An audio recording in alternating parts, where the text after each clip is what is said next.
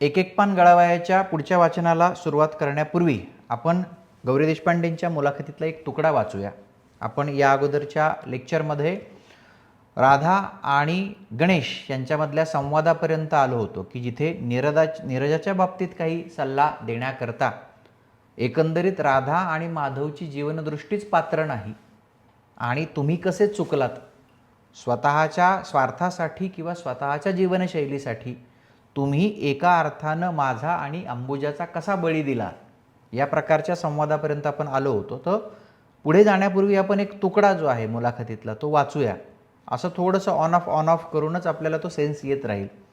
काय म्हटलं आहे, प्रश्न विचारतो मुलाखतकर्त्यांनी. काय विचारलं की तुझ्या लिखाणातील कथानकांबाबत एक सर्वसाधारण प्रतिक्रिया अशी आहे की तू स्त्रियांबद्दल आदर्श परिस्थिती रेखाटतेस आणि वास्तवात तर भारतीय स्त्रिया तू रंगवतेस त्यापासून कितीतरी दूर आहेत.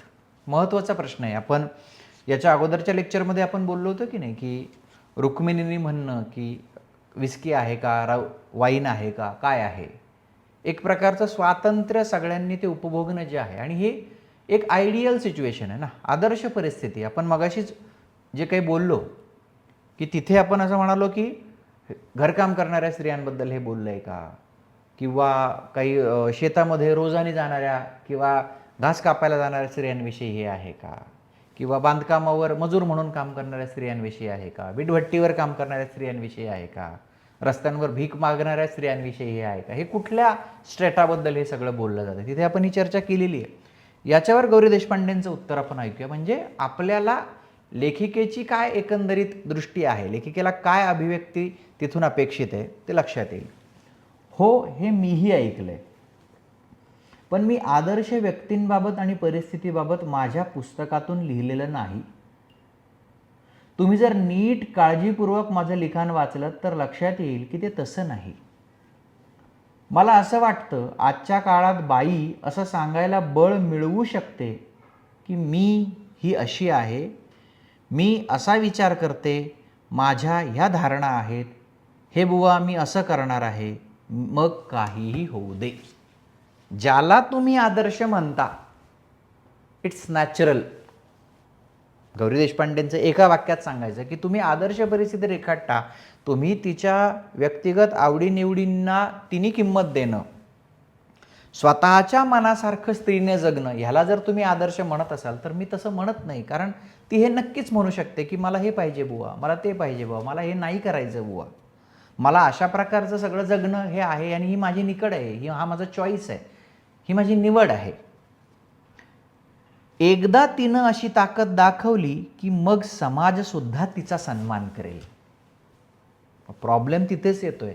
समाज सन्मान करेल पण गणेश आणि अंबुजा करतील का? टेक्स्ट आणि मुलाखत का सायमल्टेनियसली आपण घेतो? एकदा तिनं अशी ताकद दाखवली की मग समाज सन्मान करेल, माधव सन्मान करेल, नरसिंहराव जे संपादक आहेत ते सन्मान करतील, है ना, इतर कोणी फरहत सन्मान करेल, समाज सन्मान करेल. प्रॉब्लेम लाईज की गणेश आणि अंबुजा सन्मान करतील का? आणि ते करत नाहीत. इतकी कशी मुलं पैशाला प्यारी झाली? जे वनिताला कळलं ते नीरजाला कळू नाही. हा जो प्रश्न आहे तोच तर पेच आहे की एकदा तिनं अशी ताकद दाखवली की मग समाजसुद्धा तिचा सन्मान करेल. 1-2 पिढ्यांमागे हे तितकं सोपं नसेल, पण आज हे करता येईल. आणि फक्त माझ्याच सामाजिक स्तरात असं नाही. हे गौरी देशपांडे स्वतःला त्या वर्गाच्या याच्यामध्ये बंदिस्त करायला तयार नाहीत. त्या म्हणतात की एकदा स्त्रीनं धाडस केलं, एकदा स्त्रीनं तो उंबरा ओलांडला, एकदा स्त्रीनं तो उंबरठ्याच्या बाहेर पाय ठेवला की हे रुळायला लागेल. तिनं तसं धाडस करणं गरजेचं आहे. उंबरठा या चित्रपटाचा उल्लेख मला वाटतं मी कुठल्या तरी एका लेक्चरमध्ये केला होता की तो बघितला पाहिजे. जब्बार पटेल दिग्दर्शित सिनेमा आहे. स्मिता पाटील, गिरीश कार्नाड यांची प्रमुख भूमिका असलेला सिनेमा. त्याच्यामध्ये काही 19-20 आहे, त्यातल्या काही गोष्टींवर आपला आक्षेप असू शकतो. पण मला आता कालच मला 1-2 विद्यार्थ्यांनी असा प्रश्न विचारला, सर निबंधासाठी काय करू? तुमचं जगणंच आहे. तुमचा निबंध हा तुमच्या जगण्याचा बाय प्रॉडक्ट आहे. तुम्ही कुठल्या प्रकारचे चित्रपट पाहता, तुम्ही कोणत्या प्रकारचं फिक्शनल रीडिंग करता, तुम्ही कोणत्या प्रकारचं वैचारिक साहित्य वाचता, तुम्ही कोणत्या न्यूजपेपरमधलं काय वाचता, तुमचं आजूबाजूला लक्ष कसं आहे, तुमचं सामाजिक राजकीय आकलन कसं आहे, याच्यावर तुम्ही कोण आहात हे निबंधातनं ठरत आहे. मी काहीतरी निबंध म्हणजे मुलांची अपेक्षा कालही अगदी हीच होती. मी आत्तापर्यंत इतक्या वेळेला ओरडून सांगितलं, सर निबंधासाठी कुठलं पुस्तक आहे का? निबंधासाठी पुस्तक जर शोधत असाल आणि निबंधाचं पुस्तक वाचत असाल तर तुमच्यासारखं गाढव कोणीच नाही. तुमच्यासारखं गाढव कोणीही नाही. आणि हे मी कुठल्याही लेवलवरती हे वाक्य याचा पुनरुच्चार करायला तयार आहे. निबंध वाचून निबंध लिहिण्याची जर तुमची आकांक्षा असेल तर तुम्ही हा प्रकार सोडून द्या. तुम्ही हे बंद करा, हा प्रोजेक्टच बंद करा. तुम्ही MPSC आणि UPSCच्या क्षेत्रात येऊच नका. इतरांनी लिहिलेले निबंध वाचून जर तुम्हाला निबंध लिहायचे असतील तर हे सगळं प्रोजेक्टच फेल आहे. आणि दुर्दैवानं ते मगाशी जे काही मी सगळी चर्चा करतो की ऑब्जेक्टिव्हच्या बाबतीतलं कल्चर जे आहे ते सगळं पुढे येतं आहे, ते लक्षात ठेवायला पाहिजे. काय म्हटलंय बघा, 1-2 पिढ्यांमागे हे तितकं सोपं नसेल, पण आज हे करता येईल आणि फक्त माझ्याच सामाजिक स्तरात असं नाही. गौरी देशपांडे काय म्हणतात, फक्त माझ्याच सामाजिक स्तरात असं नाही. अर्थात मी ज्या वर्गात वाढले राहते त्याबद्दल मी लिहिते, म्हणजे शिकलेल्या मध्यमवर्गीय अशांबद्दल. पण माझ्या कथा हेच सांगू पाहतात की अशी स्त्री अस्तित्वात येऊ शकते. अशी स्त्री अस्तित्वात येऊ शकते. मग ती उंबरठामधली स्मिता पाटील असू दे, किंवा एक पान गळावायामधली राधा असू दे, किंवा कारावासातून पत्रेमधली असू दे, किंवा दुसऱ्या एखाद्या सोशल स्टेटामधली असू दे, अशी स्त्री अस्तित्वात येऊ शकते हा कॉन्फिडन्स त्यांना आहे. त्यांनी त्यांची मानसिकता तशी बनवली आणि स्वतःच्या विश्वासाबाबत ठामपणा दाखवण्याचं धैर्य दाखवलं. बरोबर आहे. जे त्याला आदर्शवादी परिस्थिती म्हणतायत ती त्या प्रत्यक्षात आणू शकतात. म्हणजे तुम्ही ज्याला आयडियल म्हणता ते रिअल असू शकतं. आपण म्हणतो ना की वास्तव आणि आदर्श याच्यामध्ये एक अंतर असतं. तर गौरी देशपांडे म्हणतात स्त्रीची स्वतःची जी काही शक्ती आहे, तिचं जे धाडस आहे, त्यानं हे वास्तव जे आहे ते आदर्शामध्ये रूपांतरित होऊ शकतं. आणि ही जे कन्व्हिक्शन आहे ना, ते गौरी देशपांडे बनवतं आणि इतर स्त्रियांपासनं, इतर स्त्री लेखिकांपासनं त्यांना वेगळं करतं. आपण जे म्हणतो ना की त्यांनी स्त्री पुरुष संबंधांचं चित्रण करताना ते प्रभावी आहेत वगैरे, जे प्रश्न आपण वाचले, प्रश्न सतत डोक्यात पाहिजेत. वाङ्मयाचा अभ्यास करताना म्हणजे कथा कादंबऱ्या असं मागे लेट बॅक करून वाचणं वेगळं आणि वाङ्मयासाठीची पुस्तकं म्हणजे ऑप्शनल म्हणून वाचणं वेगळं. सतत डोक्यामध्ये क्वेश्चन जो आहे तो असायलाच पाहिजे. कारण वाय वी आर डुईंग दिस, हे आपण का करतो तर आपल्याला लिहायचं आहे. वेगळी जर चर्चा करायची असेल तर आपण बाहेर कॉफी पिता पिता वेगळी चर्चा करू गौरी देशपांडेंवर, ती चर्चा वेगळ्याच दिशेने जाऊ शकते. त्याच्यामध्ये त्यांची बलस्थानं काय, त्याच्यामध्ये त्यांची टीका काय, हे सगळंच येऊ शकतं. ह्या झोनमध्ये चर्चा करताना प्रश्न उत्तर असं ते पाहिजे की ज्याला आदर्शवादी परिस्थिती म्हणतायत ती त्या प्रत्यक्षात आणू शकतात. त्यांनी त्यांची मानसिकता तशी बनवली आणि स्वतःच्या विश्वासाबाबत ठामपणा दाखवण्याचं धैर्य दाखवलं. मी ज्या स्त्रिया माझ्या लिखाणात चितारल्या त्यांना त्या बेजबाबदार असल्याचंही लेबल लावलं जातं. मी मुद्दाम मुलाखतीचा हा तुकडा का घेतला, शिक्षक म्हणून माझा फायदा तुम्हाला काय आहे की जे मला तिथं महत्त्वाचं वाटतं ते त्या वेळेला रिअल टाईममध्ये तुमच्यासमोर आणणं, हा फायदा तुम्ही करून घेतला पाहिजे.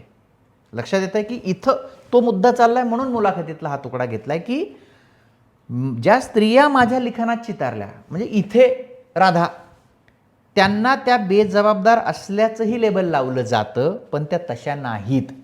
इथं सेम चालू आहे. गणेश म्हणतो की काय आहे की तुम्ही बेजबाबदार आहात.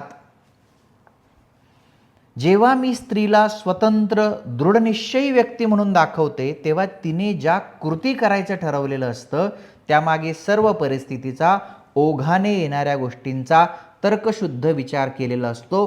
त्यातूनच होणाऱ्या परिणामांना सामोरं जाण्याची ताकद मिळवलेली असते. This is very very very important. परत वाचतो मी. जेव्हा मी स्त्रीला स्वतंत्र दृढनिश्चयी व्यक्ती म्हणून दाखवते, इथे राधा, तेव्हा तिने ज्या कृती करायचं ठरवलेलं असतं त्यामागे सर्व परिस्थितीचा, ओघाने येणाऱ्या गोष्टींचा तर्कशुद्ध विचार केलेला असतो. त्यातूनच होणाऱ्या परिणामांना सामोरं जाण्याची ताकद मिळवलेली असते. इम्प्लिकेशन्स राधाला माहिती आहेत. अंबूचं तुटणं, गणेशचं तुटणं, इतरांनी लांब होणं, ह्याचा पूर्ण विचार करूनच राधा तशी आहे. पण हा जो पण येतो पण तरी देखील त्याची जी बोच आहे, त्याचं जे दुःख आहे, त्याची जी वेदना आहे, त्यातूनच मग कदाचित हे सगळी उदासीनता आली आहे का? एक एक पान गळावया, की अल्टिमेटली समाजाचा ढाचाच असा आहे, या समाजाची चौकटच अशी आहे की या सगळ्या काळामध्ये मी स्वतःचा चॉईस घेतला स्त्री म्हणून की हा पण येणार आहे. हेच ते दुःख आहे का एक एक पान गळावायचं? तर्कवाद जो आहे तो संपल्यावर मला हे मिळणारच नाही आहे का? म्हणजे मला किंमतच मोजावी लागणार आहे का? याच्या अगोदरच्या लेक्चरमध्ये जे आपण बोललो, तिला माहीत असतं तिला पुढे पाऊल टाकायचंय, विकसित व्हायचंय, प्रसंगी त्यासाठी तिच्यासारखा जे विचार करू शकत नाहीत त्यांना तोडावं लागणार आहे. हे एक स्वतः लेखिका म्हणते. रसास्वादामध्ये हे किती इम्पॉर्टंट आहे, किती महत्त्वाचं आहे. तिला माहीत असतं तिला पुढे पाऊल टाकायचंय, विकसित व्हायचंय, प्रसंगी त्यासाठी तिच्यासारखा जे विचार करू शकत नाहीत त्यांना तोडावं लागणार आहे. हे रसास्वादात इम्पॉर्टंट आहे. आणि ज्याला स्वतःला वाढायचं आहे त्याला त्याची ही किंमत देण्याची तयारी ठेवायला पाहिजे. हा तुकडा सुद्धा मी तुम्हाला नोट्समध्ये देणार आहे. डोंट वरी, नोट्सची चिंता करूच नका. एका पॉईंटला कंटाळा येईल एवढं मटेरियल मी देईल. तुम्ही म्हणाल सर बस झालं, मी एवढंच करतो, काही म्हणजे बस इतकं नका देऊ. आत्ता वाटतं काय देता, खूप आहे. आणि हे सगळं हँड रिटन आहे, मी माझ्या अक्षरामध्ये हे काढून ठेवलेलं आहे. नवीन MPSCच्या पॅटर्नसाठी सगळं ओरिजिनल स्वतः मी ते बनवलेलं आहे आत्ता. लक्षात येते? सो आता आपण परत आपल्या ह्याच्याकडे जाऊया की ओके, म्हणजे गौरी देशपांडेंच्या भूमिकेनुसार राधाला माहिती आहे की याची किंमत आपण काय देतोय, बट स्टील कॉन्फ्लिक्टमध्ये ते जे आहे की याचा त्रास होतोच आहे आणि त्या त्रासापासून मुक्ती नाही आहे. तो सहन करणं आहे. फक्त तो सहन करण्याची ताकद, तो बुद्धिवाद राधाला मिळतोय, तो गौरी देशपांडे नावाच्या लेखिकेला असणाऱ्या क्लॅरिटीमुळे. ती त्याच्यातून बाहेर येतेच आहे. त्याची किंमत मोजावी लागते हे ती दाखवते आहे. आणि मग आता स्त्रियांसमोर प्रश्न उभा राहतो, मी ही किंमत द्यायला तयार आहे की नाही? आणि बऱ्याचशा स्त्रिया ती किंमत द्यायला तयार नाहीत. बऱ्याचशा स्त्रिया ती किंमत द्यायला तयार नाहीत, म्हणून त्या आहेत तिथेच आहेत असं गौरी देशपांडे म्हणतात.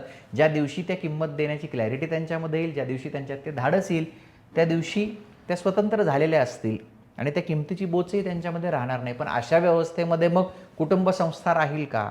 अशा व्यवस्थेमध्ये मग कुटुंबाचं जे चौकोनी कुटुंबाचं गोडगुलाबी चित्र आहे ते जिवंत राहील का? हा प्रश्न जो आहे तो तिथं येतो. आणि तिथंच मग आपलं पुरुषसत्ता, प्रेजुडायसेस, सगळे आपल्या आतमध्ये असलेली मिझोजिनी, हे सगळं तिथे येतं.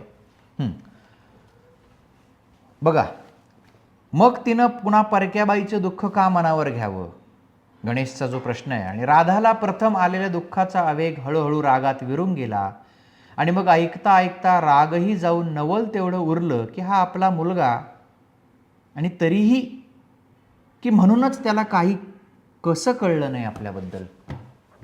आधी राग, दुःख, मग राग, आणि मग सगळंच निवडत जातं की हा आपला मुलगा, याला कसं कळलं नाही आपल्याबद्दल. की हे जे सगळे आरोप आहे की फरहदबद्दलच्या अफवा, त्यातनं जो काही तो आम्हाला होणं त्रास, सामान्यांच्या नीतिनियमांना धडकवून त्यांच्याच जगात जराही तोशीस न लागता राहता येईल अशी कशी समजूत झाली तुमची? म्हणजे आपलीच मुलं आपल्या विचारांना पारखी झाली आहेत आणि ती त्याला कंटिन्यू करू शकली नाही आहेत. लिगसी जी आहे ती आपला मुलगा, आणि तरीही की म्हणूनच हा, हे महत्त्वाचं आहे. हे शब्दांना अंडरलाईन करायला पाहिजे. आणि मी बोलत असताना जिथे ओळींवरती मी वाचतो तिथे त्याला प्रॉपर अंडरलाईन आणि हे सगळं करत राहिलं पाहिजे. पेन्सिल घेऊन तिथे हायलाईट करून ठेवायला पाहिजे. रसास्वादाला एक्सपेक्टेड आहे म्हटल्यावर तिथे एक्सपेक्टेड रसास्वाद म्हणून लिहिलं पाहिजे.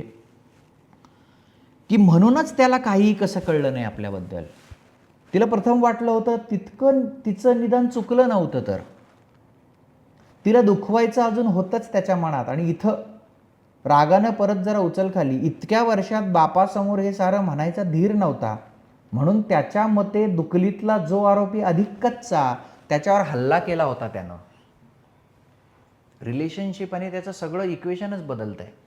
माधव गेलाय आणि कच्चा प्लेअर, म्हणजे माधवची जी त्याचं जे स्टँडिंग आहे ते जास्त प्रखर आहे.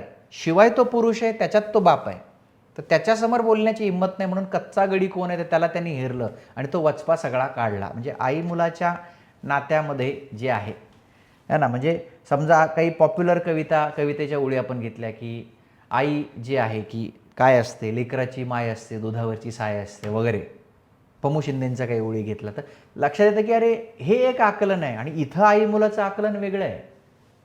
ज्या प्रकारच्या पॉप्युलर सगळ्या ओळींमधलं आपण जे असतं म्हणजे प्रेम म्हणजे प्रेम म्हणजे प्रेम असतं, तुमचं आणि आमचं सेम असतं, ह्या ओळीचा कॉन्टेक्स्ट वेगळा आहे, ते सार्वकालिक सर्व सर्व ठिकाणी आपल्याला लावता येत नाही. ते जे काही आहे की ज्या गोड गोड चित्रणाची आपल्याला सवय झालेली आहे साहित्य म्हणून, ते सगळं आकलन आपल्याला तोडावं लागतं.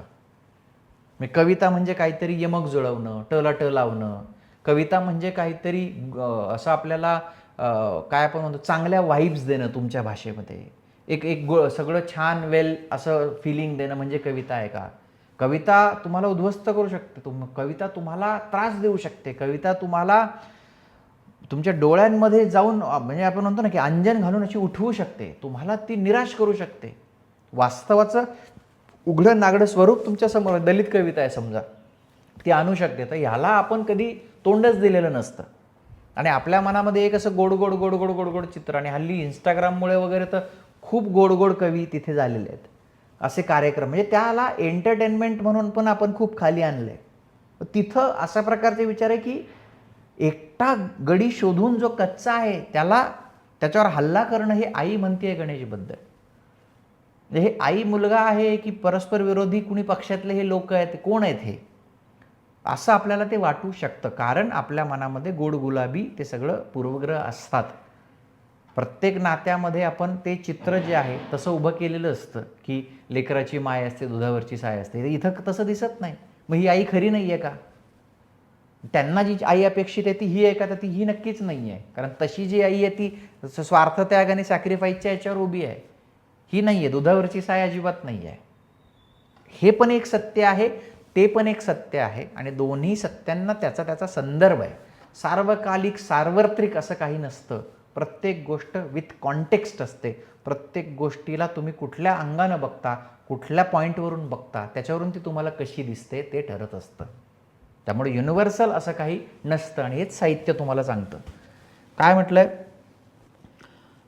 ती आपल्या चहाच्या कपात बघत जरा वेळ थांबली. हा हल्ला दोघांवरही होता आणि एकटीनंच तो हाणून पाडायचा होता.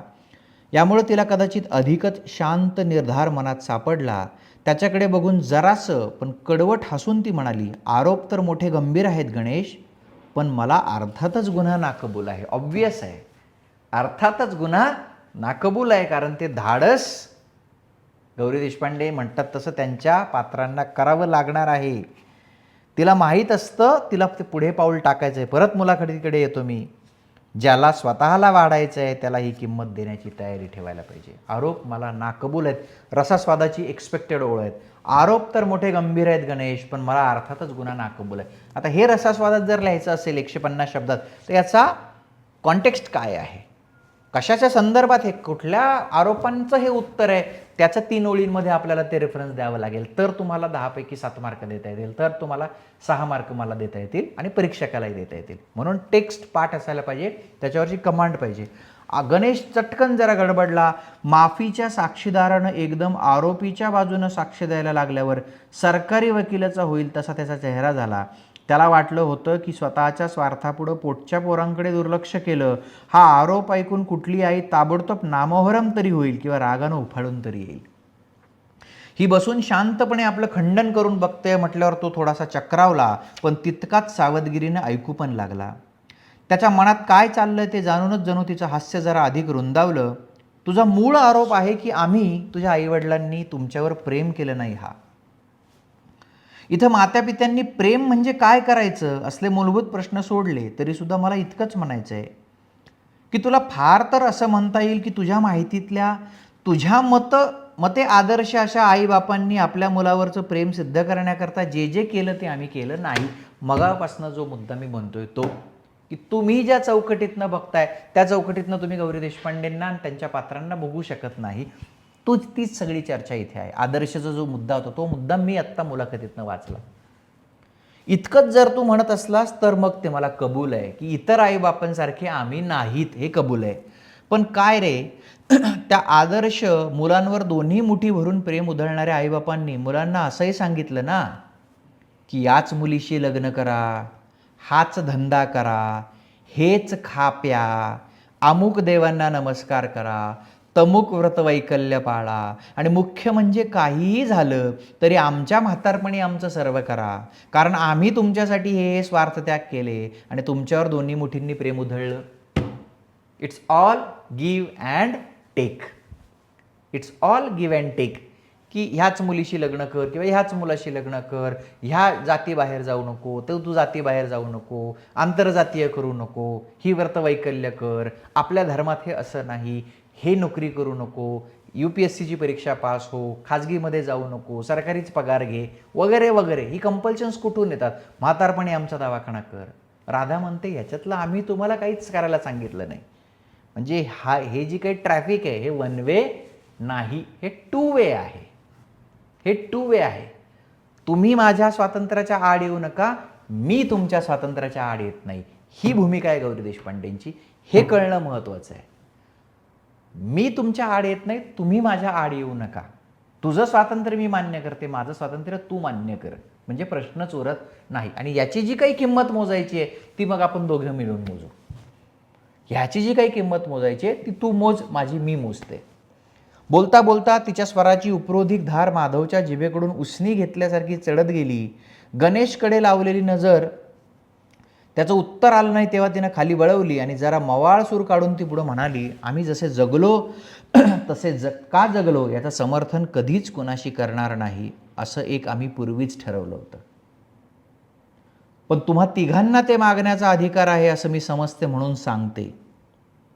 तू म्हणतोस तसं आम्ही अविचारी स्वार्थीपणानं पुढ्यात येईल ते बका बका खाऊन टाकायच्या आधाशीपणानं केवळ वागलो असं नाही. आम्हीही विचार केला होता. आम्ही म्हटलं की मनुष्याच्या आयुष्याशी 60 क्रियाशील वर्ष आहेत असं धरलं तर तो पहिली 20 वर्ष स्वतःच्या आईबापांच्या ताब्यात असतो, पुढची 20 वर्ष स्वतःच्या मुलांचा ताबेदार असतो आणि पुढची 20 वर्ष परत स्वतःच्या म्हाताऱ्या आईबापांचं करण्यात घालवतो. त्या उपर जगला तर पुन्हा मुलांना भार येऊन राहतोच. आम्ही ठरवलं होतं की जिथवर शक्य आहे तिथवर आम्ही स्वतः या सर्व गुलामगिऱ्यातून मोकळे व्हायला बघू आणि मुख्य म्हणजे तुम्हाला मुक्त करू. आमचे आईबाप वृद्ध होऊन आमच्याकडे आले असते तर अर्थातच आम्ही त्यांचं केलं असतं, पण त्या नात्यातून जी एकीकडून अरेरावी, लाचारी आणि दुसरीकडून धुमसणारा दुस्वास असे निर्माण होत राहतात ते न होऊ देण्याचा आम्ही आटोकाट प्रयत्न केला असता. तुमचं म्हणशील तर तुमच्या स्वातंत्र्यासाठी आम्ही ही किंमत भरलीच आहे. जशी तुम्ही आमच्या स्वातंत्र्यासाठी भरलीत म्हणतोस तशीच तुम्ही आमच्याजवळ राहावं, आमच्या मतांना प्रमाण मानून चालावं, आमच्याबद्दल मनात सतत नितांत आदर बाळगावा या आशा आमच्या मनात निर्माण झाल्या नाहीत असं आहे का? म्हणजे आता हा पलटवार जो आहे की जसं तुम्ही म्हणता तसं मग आम्ही आमच्या पद्धतीनं जीवन जगत असताना तुमच्याकडूनच्या अपेक्षासुद्धा ठेवलेल्या नाहीत. आपण ज्या निवेदनाच्या त्या वैशिष्ट्यांचा विचार करतो की हे सगळे संवाद हे जीवनदृष्टीशी संबंधित आहेत, तात्विक स्वरूपाचे आहेत. संवादाचं सगळं स्ट्रक्चर जे त्यांनी उभं केलं आहे ते मुळात जगणं काय आहे आणि ते कसं जगायला हवं, आणि एका पातळीवर येऊन ते फक्त स्त्रीसाठी राहत नाही. इथे राधा जे सगळं उद्गार काढते ते राधा आणि माधव या दोघांच्या एकत्रित जीवनदृष्टीशी संबंधित आहेत. केवळ राधा या स्त्रीच्या जीवनदृष्टीशी संबंधित नाही आहे, माधव आणि राधा एका पातळीवर येऊन हे सांगतात की वी डिसाइडेड दिस. हे महत्त्वाचं आहे. आणि म्हणून मग तर आपण एका लेक्चरमध्ये म्हटलं ना की तुझ्या लेखनामध्ये येणारे पुरुष हे आदर्श असतात. असा एक प्रश्न त्यांना विचारला होता, आपण ते वाचलं होतं. त्या म्हणलं की तुम्हाला ते आदर्श वाटतात, ते आदर्श नाही आहेत, ते असंच असणं अपेक्षित आहे. आपण त्यावेळेस उदाहरणही बघितलं होतं की तुम्ही सरकारी नोकरीत गेलात आणि तुम्ही सामान्यांची कामं करून देता लोकसेवक म्हणून, पब्लिक सर्वंट म्हणून. ह्याच्यात आदर्श काय आहे? तुम्ही त्याचा पगार घेता, तुमचं 6वं वेतन आयोग 7वं वेतन आयोग तुम्ही पगार घेता, पण 99% लोक काम करत नाहीत आणि 1% करतात म्हणून मग तुम्ही आदर्श होता. गौरी देशपांडे म्हणतात हे आदर्श नाही आहे, हे सामान्य आहे. हा अपवाद नको आहे. हे सामान्य आहे, ज्याचा पगार घेतला जातो त्याचं काम केलं जातं. काम करणाऱ्यांचं कौतुक करणं मुद्दा नाही, त्याच्या व्यतिरिक्त एक्स्ट्रा ऑर्डिनरी काही करत असेल तर कौतुक करा. तर त्या तेच म्हणतात माझ्या लेखनामधले पुरुष हे आदर्श नाहीत, त्यांनी जे करणं अपेक्षित आहेत तेच ते करतायत. माधव तसाच आहे. माधव हा काही एक्स्ट्रा ऑर्डिनरी नाही, तसाच समंजसपणा पुरुषांकडून अपेक्षित आहे मला, मी ज्याचं एक आदर्श चित्र किंवा मी जे चित्र रंगवते त्याच्यामध्ये. स्वातंत्र्य मिळालं म्हणून तुम्ही दुरावलात हे कळल्यावर मनाला वेदना झाल्या नसतील का? ती जी किंमत आहे, आपण याच्या अगोदरच्या लेक्चरला बोललो ती. पण आशा होती की पुढं मागं मोठे वाढल्यावर तुम्ही त्या स्वातंत्र्याची खरी किंमत ओळखाल आणि परत आमच्याजवळ याल, परत नातं प्रस्थापित कराल. तुम्ही कुणीही काय कधी कसं करावं याबद्दल आम्ही कसलेच नियम तुमच्या गळी उतरवले नाहीत. गळी उतरवायचा प्रयत्न केला तो एकच, आणि तेही जाणून बुजून नव्हे. ते असं की तुमच्या मनाला विचार करून जे योग्य वाटेल ते बिनदिक्कत करा. आयडियल आहे, तुमच्या मनाला योग्य वाटेल ते बिनदिक्कत करा. तू 4 लोकांचा विषय काढलास तेव्हा ते तुझ्या गळी तरी उतरलेलं दिसत नाही. आशा होती की 4 लोक नावाच्या बागुल बुव्याला भीक घालणारी पोरं निदान आम्ही तरी जगात आणणार नाही. रसास्वादाला एक्सपेक्टेड आहे एवढी. 4 लोक नावाच्या बागुल बुव्याला भीक घालणारी पोरं निदान आम्ही तरी जगात आणणार नाही. एका वाक्यामध्ये जीवनदृष्टी आहे. 4 लोक नावाच्या बागुल बुव्याला भीक घालणारी मी नव्हे, माधव नव्हता आणि गौरी देशपांडेंच्या नायिका नाहीत. ते जर असलं तुमचं तर तुम्ही तुमच्या तिकडे. तुम्हाला जर ते असेल, तुम्ही जर त्या धारणेचे असाल, तुमचे पूर्वग्रह तसे असतील, तर मी तशी नाही. माझ्या स्त्रिया या धाडस करणाऱ्या आहेत, त्याची किंमत मोजणाऱ्या आहेत. 4 लोक वगैरे हा फालतू प्रकार माझ्याकडे नाही. आणि हे स्वच्छपणे सांगणं जे आहे. तिच्या जेमतेमच झाकलेल्या तुच्छतेनं गणेशचा चेहरा लालभडक झाला, पण तिचं लक्ष नव्हतं. आपल्याशीच बोलल्यासारखी ती पुढं म्हणाली, आम्ही पूर्ण स्वातंत्र्याचं देणं तुमच्या पदरात टाकलं म्हणूनच का तुम्हाला हवीशी झाली गुदमरून टाकणारी माया? म्हणजे तुम्हाला स्वातंत्र्य दिलं की गुदमरून टाकणारी माया, म्हणजे तोच परत परत तिथेच येतोय आपण. स्वातंत्र्य आणि सुरक्षितता. एकदा लेक्चरचा एकदा गाभा कळला ना, लेक्चरचे सुरुवातीचे कुठल्याही नवीन टेकचे सुरुवातीचे 2-3 लेक्चर्स मिस करू नका, बघायचे. तेच येतं परत, स्वातंत्र्य आणि सुरक्षितता. मग इथे पुन्हा तोच आहे ना, एकदा त्याचा गाभा कळला की झालं. स्वातंत्र्य दिलं म्हणून तुम्हाला काय हवंय आता? गुदमरवून टाकणारी माया. गुदमरवून टाकणारी माया म्हणजे आम्ही हे दिलं म्हणून तुम्हाला आता हे हवंय का? आणि जर आम्ही तुमच्यावर गुदमरवून टाकणारी माया केली असती, तुम्हाला सुरक्षित कोशात ठेवलं असतं, तर तुम्ही याच्यासाठी बंड केलं असतं. बहुतेक घरामध्ये काय होतं? हेच होतं. मुलगा वडिलांविरुद्ध बंड का करतो? तुम्ही मला नियमात ठेवता, तुम्ही मला घरी येण्याचं हे करता, तुम्ही मला हवं ते करू देत नाही, पण तुम्ही मला हे दिलंय, तुम्ही मला कडेवर घेतलंय, तुम्ही माझं बोट धरून मला शाळेत पोचवलं, तुम्ही माझ्यासाठी पैसे खर्च केले, तुम्ही माझ्या शिक्षणासाठी जोडे झिजवलेत, मग तुला हे नाही मिळणार. आणि मग तुला हे हवं असेल तर तुला हे नाही मिळणार. हाच पेच आहे, संपलं. पुन्हा पुन्हा तिथंच आहे. सोसायटी आणि व्यक्तीमध्ये पण तेच आहे ना. व्यक्ती आणि समाज इथेही तेच आहे. व्यक्ती आणि समाज इथेही तेच आहे. माझ्या घरापुढचा कचरा उचलायला इथे कॉर्पोरेशन आहे, तुम्ही माझ्यासाठी ते करतात. माझ्या इथे मला कुठला एखादा गुन्हा घडत असेल तर लॉ अँड ऑर्डर बघायला पोलीस आहेत, मला न्याय द्यायला न्यायपालिका आहेत. तुम्ही मला हे सगळं प्रोव्हाइड करताय म्हणून मी आता लायबल आहे कसं वागायला. रस्त्याने जाताना लाल दिवा असेल तर मी थांबायला पाहिजे, मी कोणाच्या घरी चोरी करता कामा नये, मी कोणाला अपाय करता कामा नये, हे नियम मी पाळणार आहे. गिव्ह अँड टेक आहे. पण एका पॉईंटला म्हणायचं अरे मग इथं स्टेटकडनं काहीतरी माझ्यावरती लादलं जात आहे, मला स्वातंत्र्य पाहिजे. हा सगळा तो पेच आहे. आणि मग स्वातंत्र्य किती आणि सुरक्षितता किती याची रस्सीखेच चालू आहे. सगळ्या या आजच्या याचा जर तुम्ही बघितलं तर लसावी तोच आहे. स्टेटनी किती आत घुसावं तुमच्या आयुष्यामध्ये, हे कॉक्रोच जनता पार्टी आणि हे सगळं जे आज आपल्या देशामध्ये चालू आहे. फ्रीडम ऑफ स्पीच अँड एक्सप्रेशनची नेमकी व्याख्या काय आहे, कुठं संपतं, कसला दबाव येतो, आणि हे पक्षविरहित आहे. हे काही कुठलं भाजप आहे कुठलं काँग्रेस आहे याच्या संबंधी मी बोलत नाही आहे. सनातन आदिम पेच तोच आहे. स्टेट नावाची गोष्ट काहीतरी प्रोव्हाइड करता करता तुमचं स्वातंत्र्य आकसून घेण्याचाच प्रयत्न तो सगळा करत असते. याच्यातूनच सगळा संघर्ष उभा राहतो.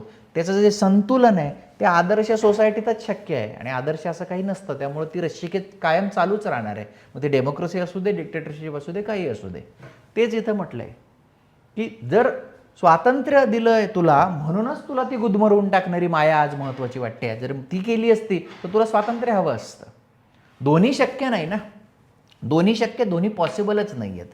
दोन्ही ह्या गोष्टी पॉसिबलच नाही. आम्ही स्वातंत्र्याचं देणं तुमच्या पदरात टाकलं म्हणूनच का तुम्हाला हवीशी झाली गुदमरवून टाकणारी माया? चढ्या आवाजात लावलेली शिस्त आता तुम्हाला हवी आहे का? हुतात्म्यांचा आव आणून केलेले, मग जन्मभर तोंडावर फेकलेले स्वार्थ त्याग है ना.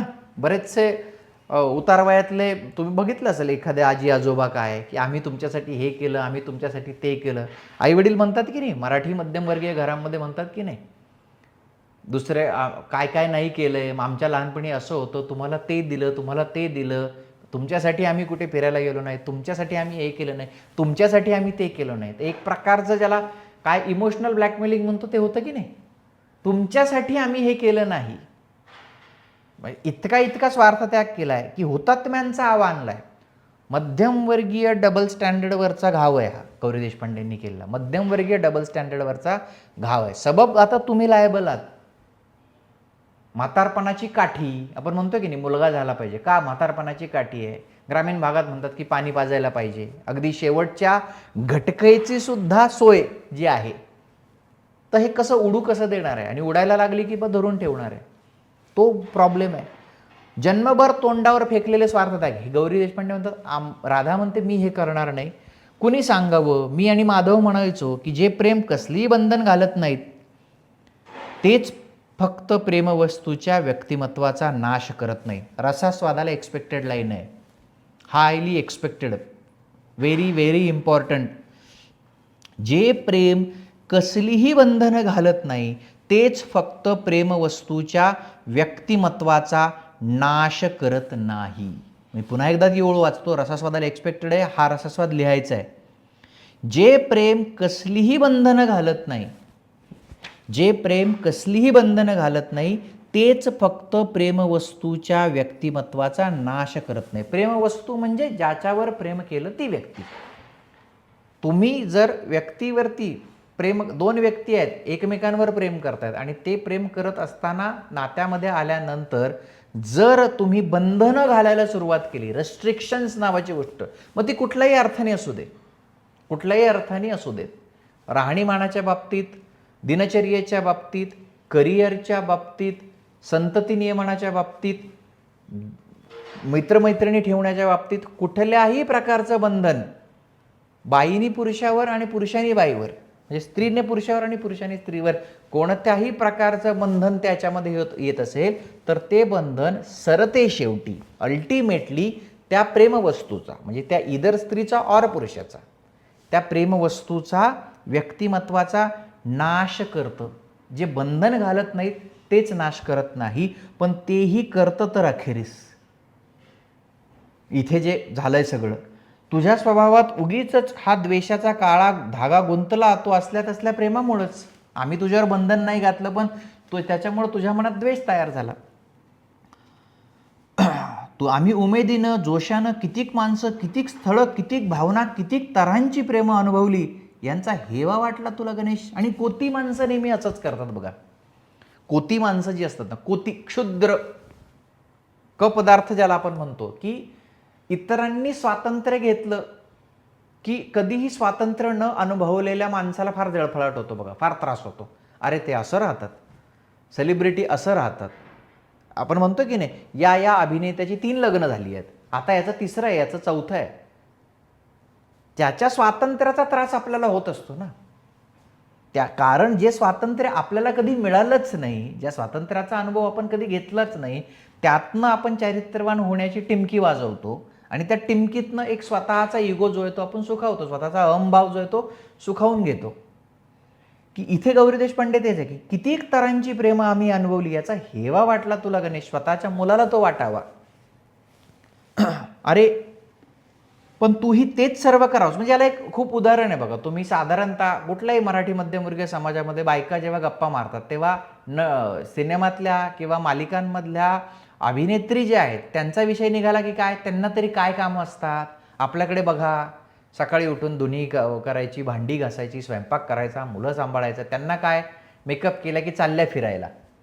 जे आशा, हे कुठून येतं, हे स्टेटमेंट येतं कुठून, की त्यांनी तो चॉईस घेतला आहे. मग आपल्याकडे तो चॉईस नाही, आपल्याकडे ते स्वातंत्र्य नाही, आणि ते स्वातंत्र्य घेण्याचं धाडस आपल्याकडे नाही. ज्यांनी घेतलं आहे त्यांना चारित्र्यहीन ठरवलं की आपण मोकळे, की एक पायरी आम्ही वर आहोत, एक पायरी ते खाली आहेत. की ते जे आहे की हेवा वाटणं, हेवा वाटला तुला गणेश, अरे पण तूही तेच सर्व करावंस म्हणून आम्ही तुला लगामांनी आमच्या कल्पना, आमचं प्रेम यात जखडलं नाही. आता तिचा आवाज आणखीन हळुवार झाला आणि म्हणून अखेर नीराच्या बाबतीत माधवनं काहीही करायला नकार दिला. मीही तो नकार पुढं चालवते. याचं कारण तिला पुढ्यात बसवून काही सांगायला मला तोंड नाही म्हणून नाही, पण मी ज्याला प्रेम म्हणते, माया म्हणते, मैत्री म्हणते, त्यांच्या त्याच व्याख्या तपासूनही न बघता तिनं उचलून धरल्या तर त्यात मलाही सुख नाही आणि तिलाही. ते सगळं तिलाच शोधून काढायचंय, पडायचंय तिला, उठायचंय तिला. सारा जन्मही अखेर अपुराच असतो या साऱ्या गुंतागुंतीचा अर्थ लावायला. हे रसास्वादाला एक्सपेक्टेड आहेत या 3 ओळी. सारा जन्मही अखेर अपुराच असतो या साऱ्या गुंतागुंतीचा अर्थ लावायला, आणि तिला सांगायला त्या तयार व्याख्या माझ्यापाशी तरी कुठे आहेत. सगळं क्लिअर आहे पण तरी शेवटी क्लिअर नाही.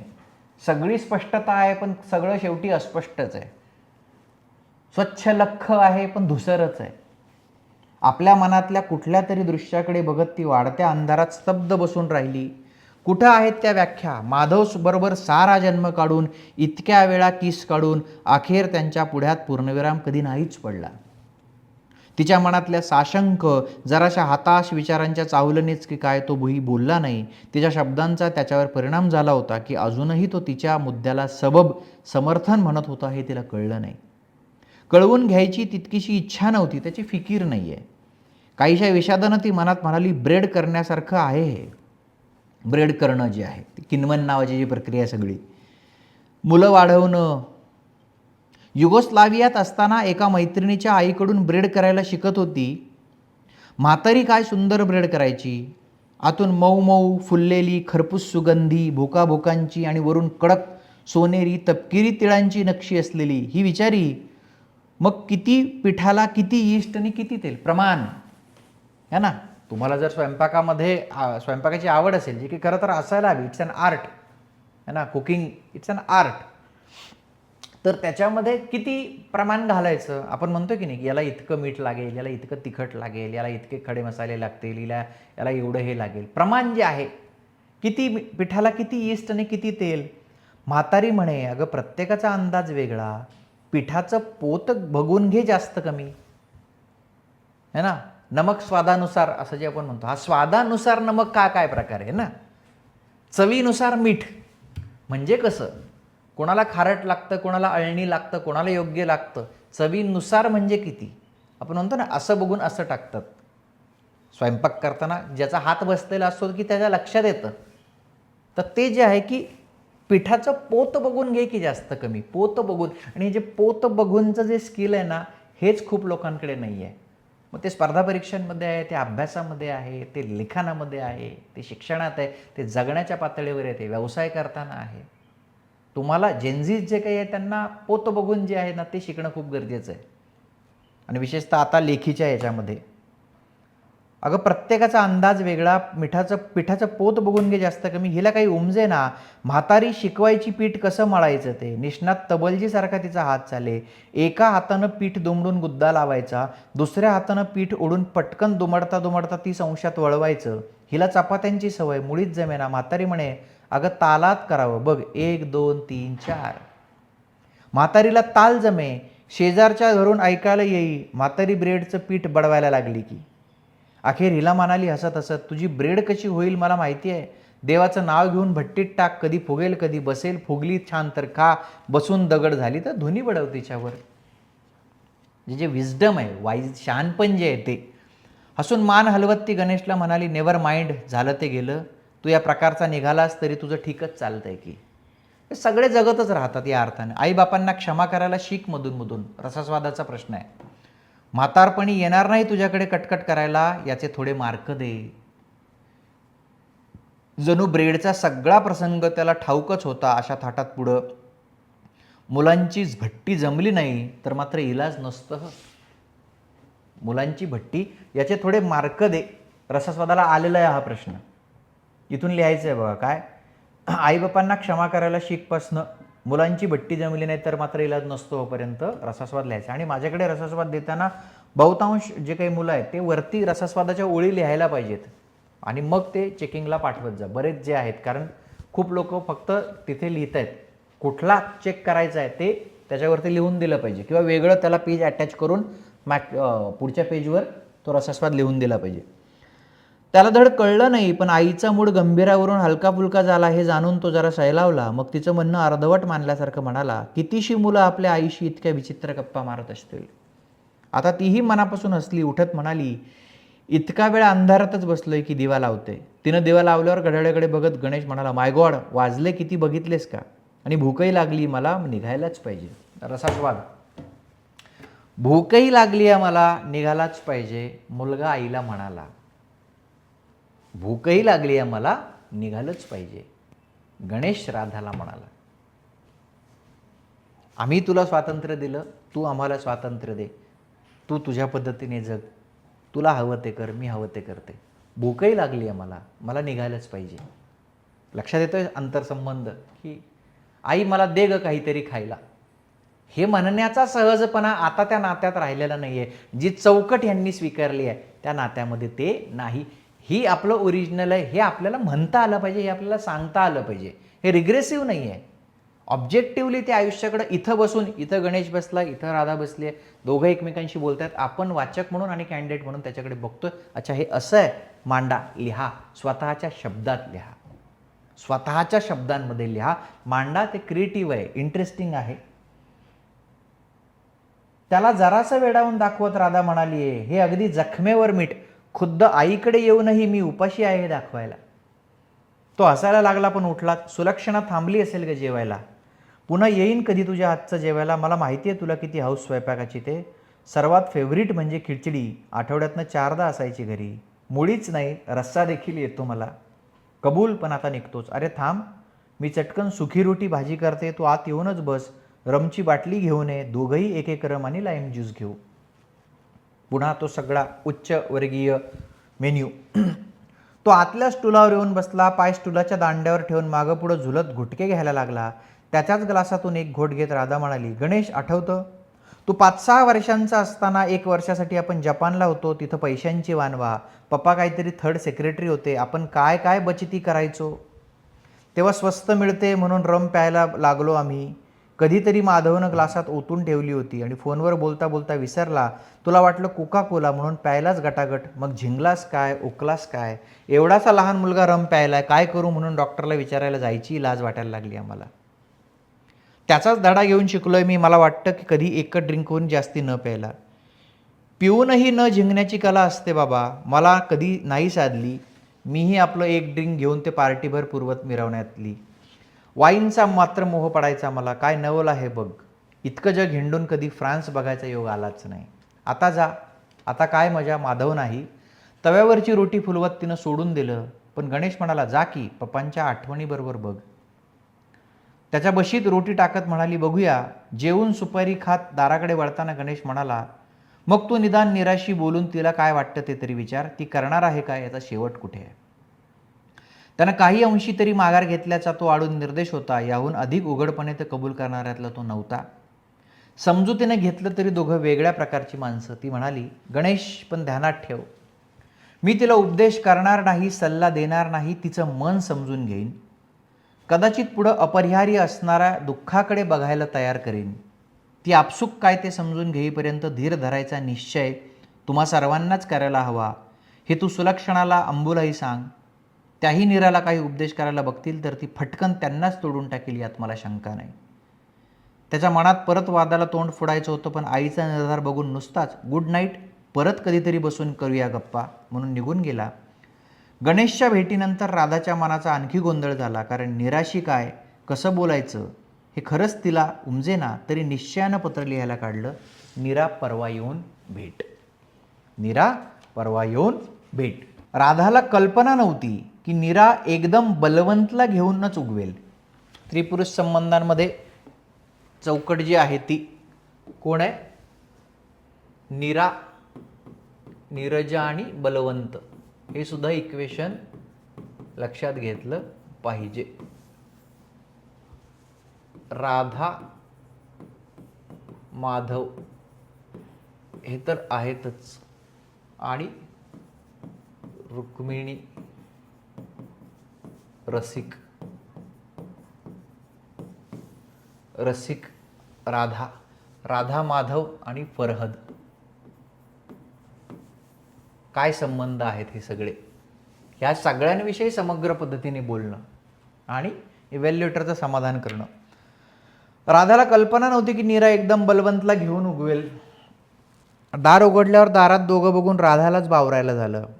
ज्यानं लाजून गडबडून किंवा भांबावून नाहीतरी संकोचून जायला हवं होतं, तो गृहस्थ मात्र अगदी आरामात येऊन बैठकीवर पाय पसरून बसला.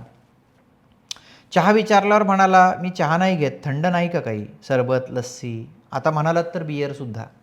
तिला वाटलं त्यानं चहा नको म्हटल्यावर मी केलंच असतं की दुसरं काहीतरी, इतकं सांगायला नको अगदी. नीरा घाईघाईनं आत निघून गेली खरी, पण तिचा चेहरा लाल भडक झालेला राधानं पाहिलाच. बोलणं अगदीच उडत उडत इकडलं तिकडलं असणं भाग होतं, पण तेवढ्यात सुद्धा कुठल्याही विषयावर सहज सफाईनं अधिकारवाणीनं बोलायची बलवांची सवय तिच्या लक्षात आली. ऑब्झर्वेशन, निरीक्षण, स्वभावाचं जे काही सगळं आहे ऑब्झर्वेशन. कुठचाही विषय काढा त्याच्याबद्दल त्याला खास आणि इतर कुणाच्या आवाक्यात नाही अशी माहिती असणारच. तिला परिचित असलेल्या लोकांबद्दलही इतकी नवी नवी आणि अफाट आणि तरीही खास विश्वसनीय अशी माहिती ऐकून राधा थक्क होऊन गेली. उदाहरणार्थ नरसिंहरावांची दुसरी बायको त्यांच्यावरून 35 वर्षांनी लहान आहे. अहो, पण त्यांना कधी एकसुद्धा बायको नव्हती. तुम्हाला माहीत नाही हो, पहिली म्हणे लहानपणीच वारली, काहीतरी कुणकुण आहे तिच्याबद्दल, पण मला नक्की ठाऊक नाही. तुम्हालाही ठाऊक नाही म्हणजे आश्चर्यच, राधा न राहून खवचटपणा म्हणाली. पण खवचटपणा, उपहास, कुचेष्टा, फार काय उघड उघड उद्धटपणा देखील या माणसांच्या डोक्यावरून अलगद उतरून जातो हे ध्यानात यायला वेळ लागला नाही. तो हसल्यासारखा करत म्हणाला, तर काय म्हणत होतो, ही दुसरी नुकतीच केली आहे आणि मुंबईला आणली तर हसतील म्हणून गावीच ठेवली आहे. अलीकडे शनिवार रविवार स्वारी घुम असते. गेल्याच रविवारी राधा त्यांच्याबरोबर म्हणजे नरसिंहरावांबरोबर जेवायला गेली होती, म्हणून तिनं मनातल्या मनात कपाळाला हात लावला. असल्या माणसाशी काय वादंग करणार. म्हणजे अत्यंत सामान्य असणारा जो आहे की त्याला उपहास, सार्कॅझम कळत नाही आहे, कुचेष्टा कळत नाही आहे, झालं तर उघड उघड उद्धटपणा देखील त्याच्या लक्षात येत नाही आहे. थोडक्यात ज्याला आपण म्हणतो ना पतंगड जे काही आहे सगळं. पण नीराजमध्ये पडली आणि ती म्हणाली, ते इतकं विसंगत, इतकं विचित्र होतं की राधाच्या मनात धसकल्यासारखं झालं. ती म्हणाली, बलवंत संभाल के, नरसिंहराव आमच्या आईचे जवळचे मित्र आहेत. तू त्यांच्याबद्दल काहीतरी बोललास तर मग आई रागवेल आणि मला परवानगी नाही द्यायची तुझ्याशी लग्न करायला. आणि हे म्हणताना तिनं न शोभणारा लाडीकपणा करत मान वेळावली. नीरा खरोखरच या माणसाच्या प्रेमात पडली आहे हे तिला आता चटचटीत उमजलं. त्याचा ढोबळ मूर्खपणा तिनं झाकायला, सावरायला बघितलं असतं तर निदान तिचं प्रेम डोळस आहे असं दुःखात समाधान तरी वाटलं असतं तिला. हे इंटरेस्टिंग आहे की बलवंत हा मूर्ख मनुष्य आहे आणि त्याचा मूर्खपणा आईसमोर दिसू नये एवढा प्रयत्न जरी नीरजाकडून झाला असता तरी तिचं प्रेम डोळस आहे. आपली मुलं आपल्यासारखी नाहीत हे राधाचं सर्वात मोठं दुःख आहे. आपली मुलं आपल्यासारखी नाहीत. ना गणेश, ना अंबुजा, ना नीरजा. माधवचं आणि माझं यांनी काहीही घेतलं नाही. स्वातंत्र्य दिलंय पण त्याच्यातनं ज्याची किंमत मोजावी लागणार आहे ती मोजायची वेळ आता आलेली आहे. की नीरजाचं बलवंतप्रती असणारं आंधळं प्रेम. पण तो मूर्ख आहे हेच तिला कळत नव्हतं. अजूनही कळणार नाही तर वळणार कधी. वाटला होता त्यापेक्षा मोठ्या जबर दुःखाचा धक्का नीराच्या पुढ्यात वाटून ठेवला. या जाणीवेनं ती मनात तुटली. एक्झॅक्टली म्हणजे मगाचं जे चाललंय पुढं अपरिहार्य असणाऱ्या दुःखाकडे बघायला तयार करीन. गणेशला जे म्हटली आहे राधा की नीरजाला पुढे जे अपरिहार्य आहे, न टळणारं दुःख आहे त्याच्याशी लढायला तयार करीन, पण इथं नीराच्या पुढ्यात काय वाढून ठेवलं यानं तुटली. तार्किक पातळीवर आपल्या मुलांचं काही होऊ दे, आपण स्वातंत्र्य देऊ, दुःख असेल तर दुःखासाठी तयार करू, पण पुढ्यात ते दुःख दिसत असताना आईला तेवढं तर्कवादी राहता येत नाही. हाच प्रॉब्लेम आहे आणि ह्याच्यावरच हा सगळा खेळ चालला आहे. हाच गौरी देशपांडेंच्या ह्याच्यातला हा सगळा खेळ चालला आहे, जे आपण याच्या अगोदरही बोललो की स्वातंत्र्य, सुरक्षितता आणि हा सगळा जो काही विषय आहे. त्या विषादानं बलवंतवरच्या रागाचं रूप कधी घेतलं ते तिलाच उमजलं नाही. अखेर तिचं तुटक तरेवाईक पण आत्मसंतुष्टतेच्या अभेद्य कवचातूनही त्याच्यापर्यंत पोचला असावा. तो उठत म्हणाला, अच्छा नीरा बेबी, मी चलतो. See you in the evening. बरं आहे राधाजी, असाच येईन कधी परत. तुम्ही मोठ्या लेखिका आहात म्हणून ऐकलंय. एकदा माझ्या कार्त ब्लांचसाठी लिहा ना काहीतरी. स्वतः मॅगझिन चालवत असणारा बलवंत. तो दार बंद करीपर्यंत राधानं कसं बसं तोंडावर ताणून हसू बसवलं होतं ते जाताच एका बाजूनं सोडलेल्या रबर बँडसारखं फटकन तुटून ती जवळजवळ रडकुंडीला आली. आपण आपल्या मुलाला कितीही स्वातंत्र्य दिलं आणि तू तुझ्या मार्गानं जायला तयार हो असं म्हणणारी राधा माधव मूल स्पष्ट नजरेच्या समोर खड्ड्यात पडतं आहे आणि आता हिच्या आयुष्यात मोठं दुःख वाढून ठेवलं आहे. त्यानं होणारा जो काही त्रास आहे तो त्या तर्कवादामुळं वाचत नाही आणि हे दुःख आहे.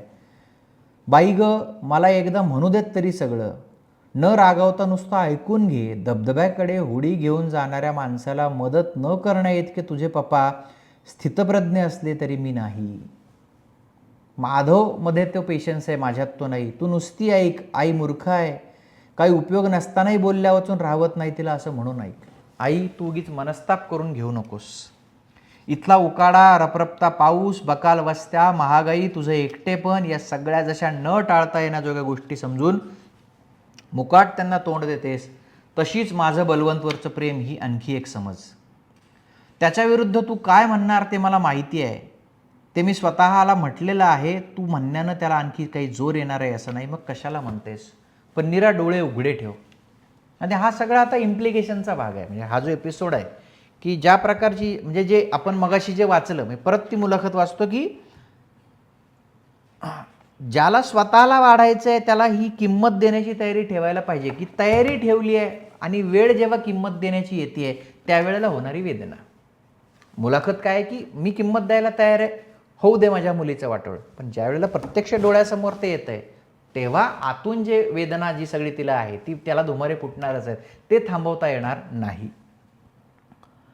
पण निरा डोळे उघडे ठेव हेही तू मागं म्हटलं आहेस. डोळे उघडे ठेवणं म्हणजे बलवांचे तऱ्हेतऱ्हेचे दोष आणि दुर्गुण बघत बसणं हेच ना. ते मला दिसत नाहीत हेच योग्य आहे. इतके दोष आहेत तरीसुद्धा असल्या जातीचं प्रेम करणं माझ्यानं होणार नाही.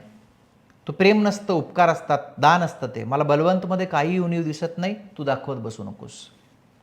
आणि राधाच्या थक्क झालेल्या कानांवर चक्क नीराचं खळाळतं हास्य पडलं. तिच्याकडे बघितलं तेव्हा जवळ येऊन आईच्या दोन्ही गालांचे भुके घेत ती म्हणाली, आई तू पप्पांवर प्रेम केलंस, करतेस. ते काय उद्धट, गर्विष्ठ, लहरी, घमेंडखोर, तरेवाईक, स्वार्थी होते हे जाणून तरीसुद्धा. पॉइंट ऑफ व्ह्यू बदलला. माधवची राधाच्या मनातली प्रतिमा आणि मुलांच्या आणि इथे नीरजाच्या मनातली प्रतिमा याच्यात अंतर आहे का? पप्पांवर प्रेम केलं किंवा आजही करतेस ते उद्धट, गर्विष्ठ, लहरी, घमेंडखोर, तरेवाईक, स्वार्थी होते हे जाणून सुद्धा का? राधा रागानं ओरडली, नीरा काय बडबडतेस? या सगळ्याचा अंशही नव्हता माधवमध्ये. नीरा मोठ्यानं असायला लागली. पण त्यांच्यात तुझ्या मते सडेतोडपणा, अभिमान, स्वातंत्र्य, विद्वत्ता, वेगळेपणा, स्वतःची रास्त पारख वगैरे गुण होते. त्यांचाच विपर्यास करून वरची सगळी अवगुणात्मक निंदाव्यंजक विशेषणं त्यांना कुणीही लावू शकतं की? तुमचा पॉइंट ऑफ व्ह्यू बदलला, तुमची भूमी बदलली, तुमचं स्टँडिंग पॉईंट बदलला. तुम्ही कुठल्या भूमीवरनं बघताय ते बदललं की समोरचं चित्र पण बदलतं. आणि गौरी देशपांडे हे आपल्याला करून दाखवतात. एका पातळीवर वाचकाला ते आणून सोडतात की नीरजाचं बरोबर आहे की राधाचं बरोबर आहे, गणेशचं म्हणणं बरोबर आहे की राधाचं म्हणणं बरोबर आहे, मुलं योग्य आहेत की आई योग्य आहे, की मुलं पूर्ण चुकली आहेत आणि आई पूर्ण चुकली आहे. ह्याच्यावर वाचकाला आणून उभं करणं हे लेखिकेचं यश आहे. अर्थनिर्णयन करणं, कुणाला तरी जिंकवणं हे सुमार दर्जाचे लेखक करतात. काळं पांढरं हे थर्ड ग्रेड प्रकारचे लेखक करतात. ज्यांना लिहिता येत नाही वगैरे ते अशा साध्या साध्या गोष्टी सांगतात की हा विलन आहे, हा हिरो आहे. आयुष्य ग्रे आहे, करड्या रंगात आहे. कुणीच विलन नसतो, कुणीच पूर्ण हिरो नसतो, कुणीच नायक नसतो, कुणीच खलनायक नसतं. नायकामध्ये खलनायक आहे, खलनायकामध्ये नायक आहे. बॅटमॅन जे आहे त्याच्यामध्ये जे जोकरचं पात्र आहे, त्याच्यामध्ये जे बॅटमॅनचं पात्र आहे, कशा पद्धतीनं विलन कोण आहे आणि नायक कोण आहे, सगळ्यांच्या छटा त्याच्यामध्ये असतात का? तर हे समजून घेतलं पाहिजे की अवगुणात्मक निंदाव्यंजक विशेषणं आहेत की तुझ्या मते ते गुण आहेत. राधानं हात जोडले. परत थोडी गंभीर होत नीरा म्हणाली, आई तूच बघ. तू ज्याला भोचकपणा म्हणतेस तो माझ्या लेखी मोकळेपणा असेल. तू ज्याला बाष्कळ बडबडत म्हणतेस ती मला सहज सुलभ गप्पा गोष्टी किंवा फार तर गॉसिप असेल. असं आणखी कितीतरी. तेव्हा ते आपण इथंच सोडूया, आपलं एकमत होणार नाही. तुझा देवाबिवावर विश्वास असला तर तू ज्याला डोळसपणा म्हणतेस तो मला लवकर यावा म्हणून प्रार्थना करत जा. गणपती बाप्पाला पण हाच निरोप सांग. ओके, आता बोल, तुझ्याकडे फोन कधी येणार, की पत्र पाठवणं बंद कर, की आपलं यावर एकमत होऊ शकत नाही. नीरा त्यानंतर तासभर होती, नेहमीसारखी बडबड केली, हॉस्पिटलच्या 10-5 गोष्टी सांगितल्या, डॉक्टर संपर्क करणार की नाही यावर चर्चा केली. बलवंत नहालचा विषय पुन्हा निघाला नाही. ती गेल्यावर राधाच्या एकदा मनात आलं होतं की सरळ गणेशला लगेच बोलवावं किंवा त्याच्याकडे जावं म्हणून, पण ती थांबली. नीरजा काय म्हणाली यापेक्षाही काय काय म्हणाली नाही याचा विचार करायला हवा होता. आपण धरूनच चाललो की माधवच्या मुली त्यातल्या त्यात स्वभावात, आवडीनिवडीत, बुद्धीत बापासारखे वाटणारे नवरे करतील म्हणून, आणि इथं हलकेच राधा स्वतःच्याच भूमिकेवरनं 1 इंच सरकताना दिसते बघा आपल्याला. ओरिजिनली आपल्याला हे बघता आलं पाहिजे. जिथं मगाशी राधा असं म्हणत होती गणेशला की आम्ही त्या सगळ्या आईबापांसारखे आहोत का, ह्याच मुलीशी लग्न कर, ह्याच ईश्वराच्या भोवती श्रद्धा ठेव, याच प्रकारचं करिअर कर, आम्ही ते नाही आहोत. पण इथं राधा स्वतःच्याच भूमिकेवरनं 1 इंच, म्हणजे प्रत्यक्षात ते कंपल्शन करणारी नसली तरी ती काय म्हणते, ती गृहीत हे धरून चालली आहे की बापासारखे जे काही आहेत त्यातल्या त्यात स्वभावात, आवडीनिवडीत, बुद्धीत बापासारखे वाटणारे नवरे करतील म्हणून. ही अपेक्षाच नाही आहे काय. म्हणजे स्वातंत्र्य गौरी देशपांडेंचं पात्र इथं म्हणत होतं ते ॲब्सल्युटली त्याच्यामध्ये आहे का, नाही. त्या स्वातंत्र्याच्या त्या बॉर्डर लाईनवर राधा आहे आणि म्हणूनच तिचा पेच आहे. अदरवाईज ती कधीच स्वतःला मुक्त करून पलीकडे गेली असती, ही चर्चाच तिने केली नसती. ती त्या बॉर्डर लाईनवर आहे, ती त्या सीमारेषेवर आहे. हे आपल्याला वाचक म्हणून आणि कॅन्डिडेट म्हणून कळायला पाहिजे की राधा काय करते इथं. जर ती मगाशी गणित की आम्ही कधी कंपल्शन केलं नाही, तर ही अपेक्षा सुद्धा वाटणं तिला गैर आहे. हे आपल्याला कॅन्डिडेट म्हणून कळायला पाहिजे की स्वभावात, आवडीनिवडीत, की आम्ही कंपल्शन करणार नाही, पण मी हे गृहीत धरून चालते की तुला त्याच प्रकारच्या इंटेलेक्च्युअल पुरुषांमध्ये रस असेल, तुला असल्या गप्पाड्या माणसामध्ये, गॉसिप करणाऱ्या बलवंतमध्ये इंटरेस्ट असूच शकत नाही. ही अपेक्षाच नाही आहे का, हे पकडता यायला पाहिजे आपल्याला. अंबूच्या बाबतीत आपण फारसं मनात आणलं नाही, ती लहान होती वयानं आणि तसा माधवशी तिचा इतका जवळून परिचय नव्हता. शिवाय प्रवीण कसाही वेगळा असला तरी चांगला होता, नवरा म्हणून, जावई म्हणून, त्याच्या मुलीचा बाप म्हणून. म्हणजे प्रवीण हे पात्र येतं, म्हणजे प्रवीण अंबू. पण हे, आणि तेही नीरजानं करावं, धाकटी, लाडकी, माधवशी जवळीक, साऱ्या मुलातून तिचीच अधिक. पण हसत हसत चेष्टा म्हणून, वाद म्हणून तिनं बापाला जे दुर्गुण चिकटवले ते काही अंशी तरी त्याच्यात आहेत असं कधीतरी कुठंतरी तिला वाटून तर नाही ना गेलेलं. नाहीतर मुद्दाम शोधून काढल्यासारखा हा सर्वार्थानं वेगळा माणूस तिनं आपल्या मनात कसा आणून बसवला. ही खंत माधवला होतीच की काय आणखी. म्हणजे पुन्हा स्वतःच्याच आयुष्याला प्रश्नांकित करणे बघा. हसत हसत चेष्टा म्हणून, वाद म्हणून तिनं बापाला जे दुर्गुण चिकटवले मगाशी ते काही अंशी तरी त्याच्यात आहेत असं कधीतरी कुठंतरी तिला वाटून तर नाही गेलेलं. चिकित्सा करणं आणि मुद्दाम मग हा बलवंत एकदम रिव्हर्स तिनं शोधून तर नाही आणला. म्हणूनच तर त्यानं नीराच्या बाबतीत इतकी कडेलोट भूमिका नाही ना घेतली. आपल्या हस्तक्षेपाला निदान निरात्री अहंकार म्हणेल याची जाणीव होती तर त्याला. म्हणजे अत्यंत वाईज असणारा, आदर्श असणारा माधव, इतका आपल्याला माहीत होतासा वाटणारा माधव, पण किती गोष्टी पोटात ठेवल्या त्यानं. नीरानं दाखवून दिलं की आईनं पप्पांवर आंधळेपणानं प्रेम केलं, पण पप्पांनी आईवर केलं ते प्रेम फारच डोळस होतं. असं तर नाही ना सुचवायचं होतं तिला. माधववर आंधळं प्रेम करायला लागायच्या आधी 33-34 वर्षांपूर्वी त्यानं तिला प्रथम लग्न करशील का म्हणून विचारल्यावर नकार देताना ती काय बरं म्हणाली होती, तू फार आतल्या गाठीचा आहेस, फार स्वतःवर ताबा ठेवून असतोस, तुझी नीट ओळख कधी पटणार नाही असं म्हणाली होती. ते अचूक ज्ञान त्याला 4दा भेटून तिनं मिळवलं आणि त्याच्याशी लग्न करून पार गमावलं. आणि आता इतक्या वर्षांनी परत जणू तोंड ओळख होते त्याच्याशी. आठवणींच्या या प्रचंड कुतुब मिनाराला आपण चौकटीतलं चित्र समजून समोरूनच बघत राहिलो आणि ते खरं वास्तुशिल्प आहे. सर्व बाजूंनी निरनिराळ्या कोणांतून, आतून बाहेरून पुन्हा बघायला हवं आत्ता समजलंय. सगळ्या आयुष्याला रेट्रोस्पेक्टमध्ये त्याचं पुनरावलोकन करणं.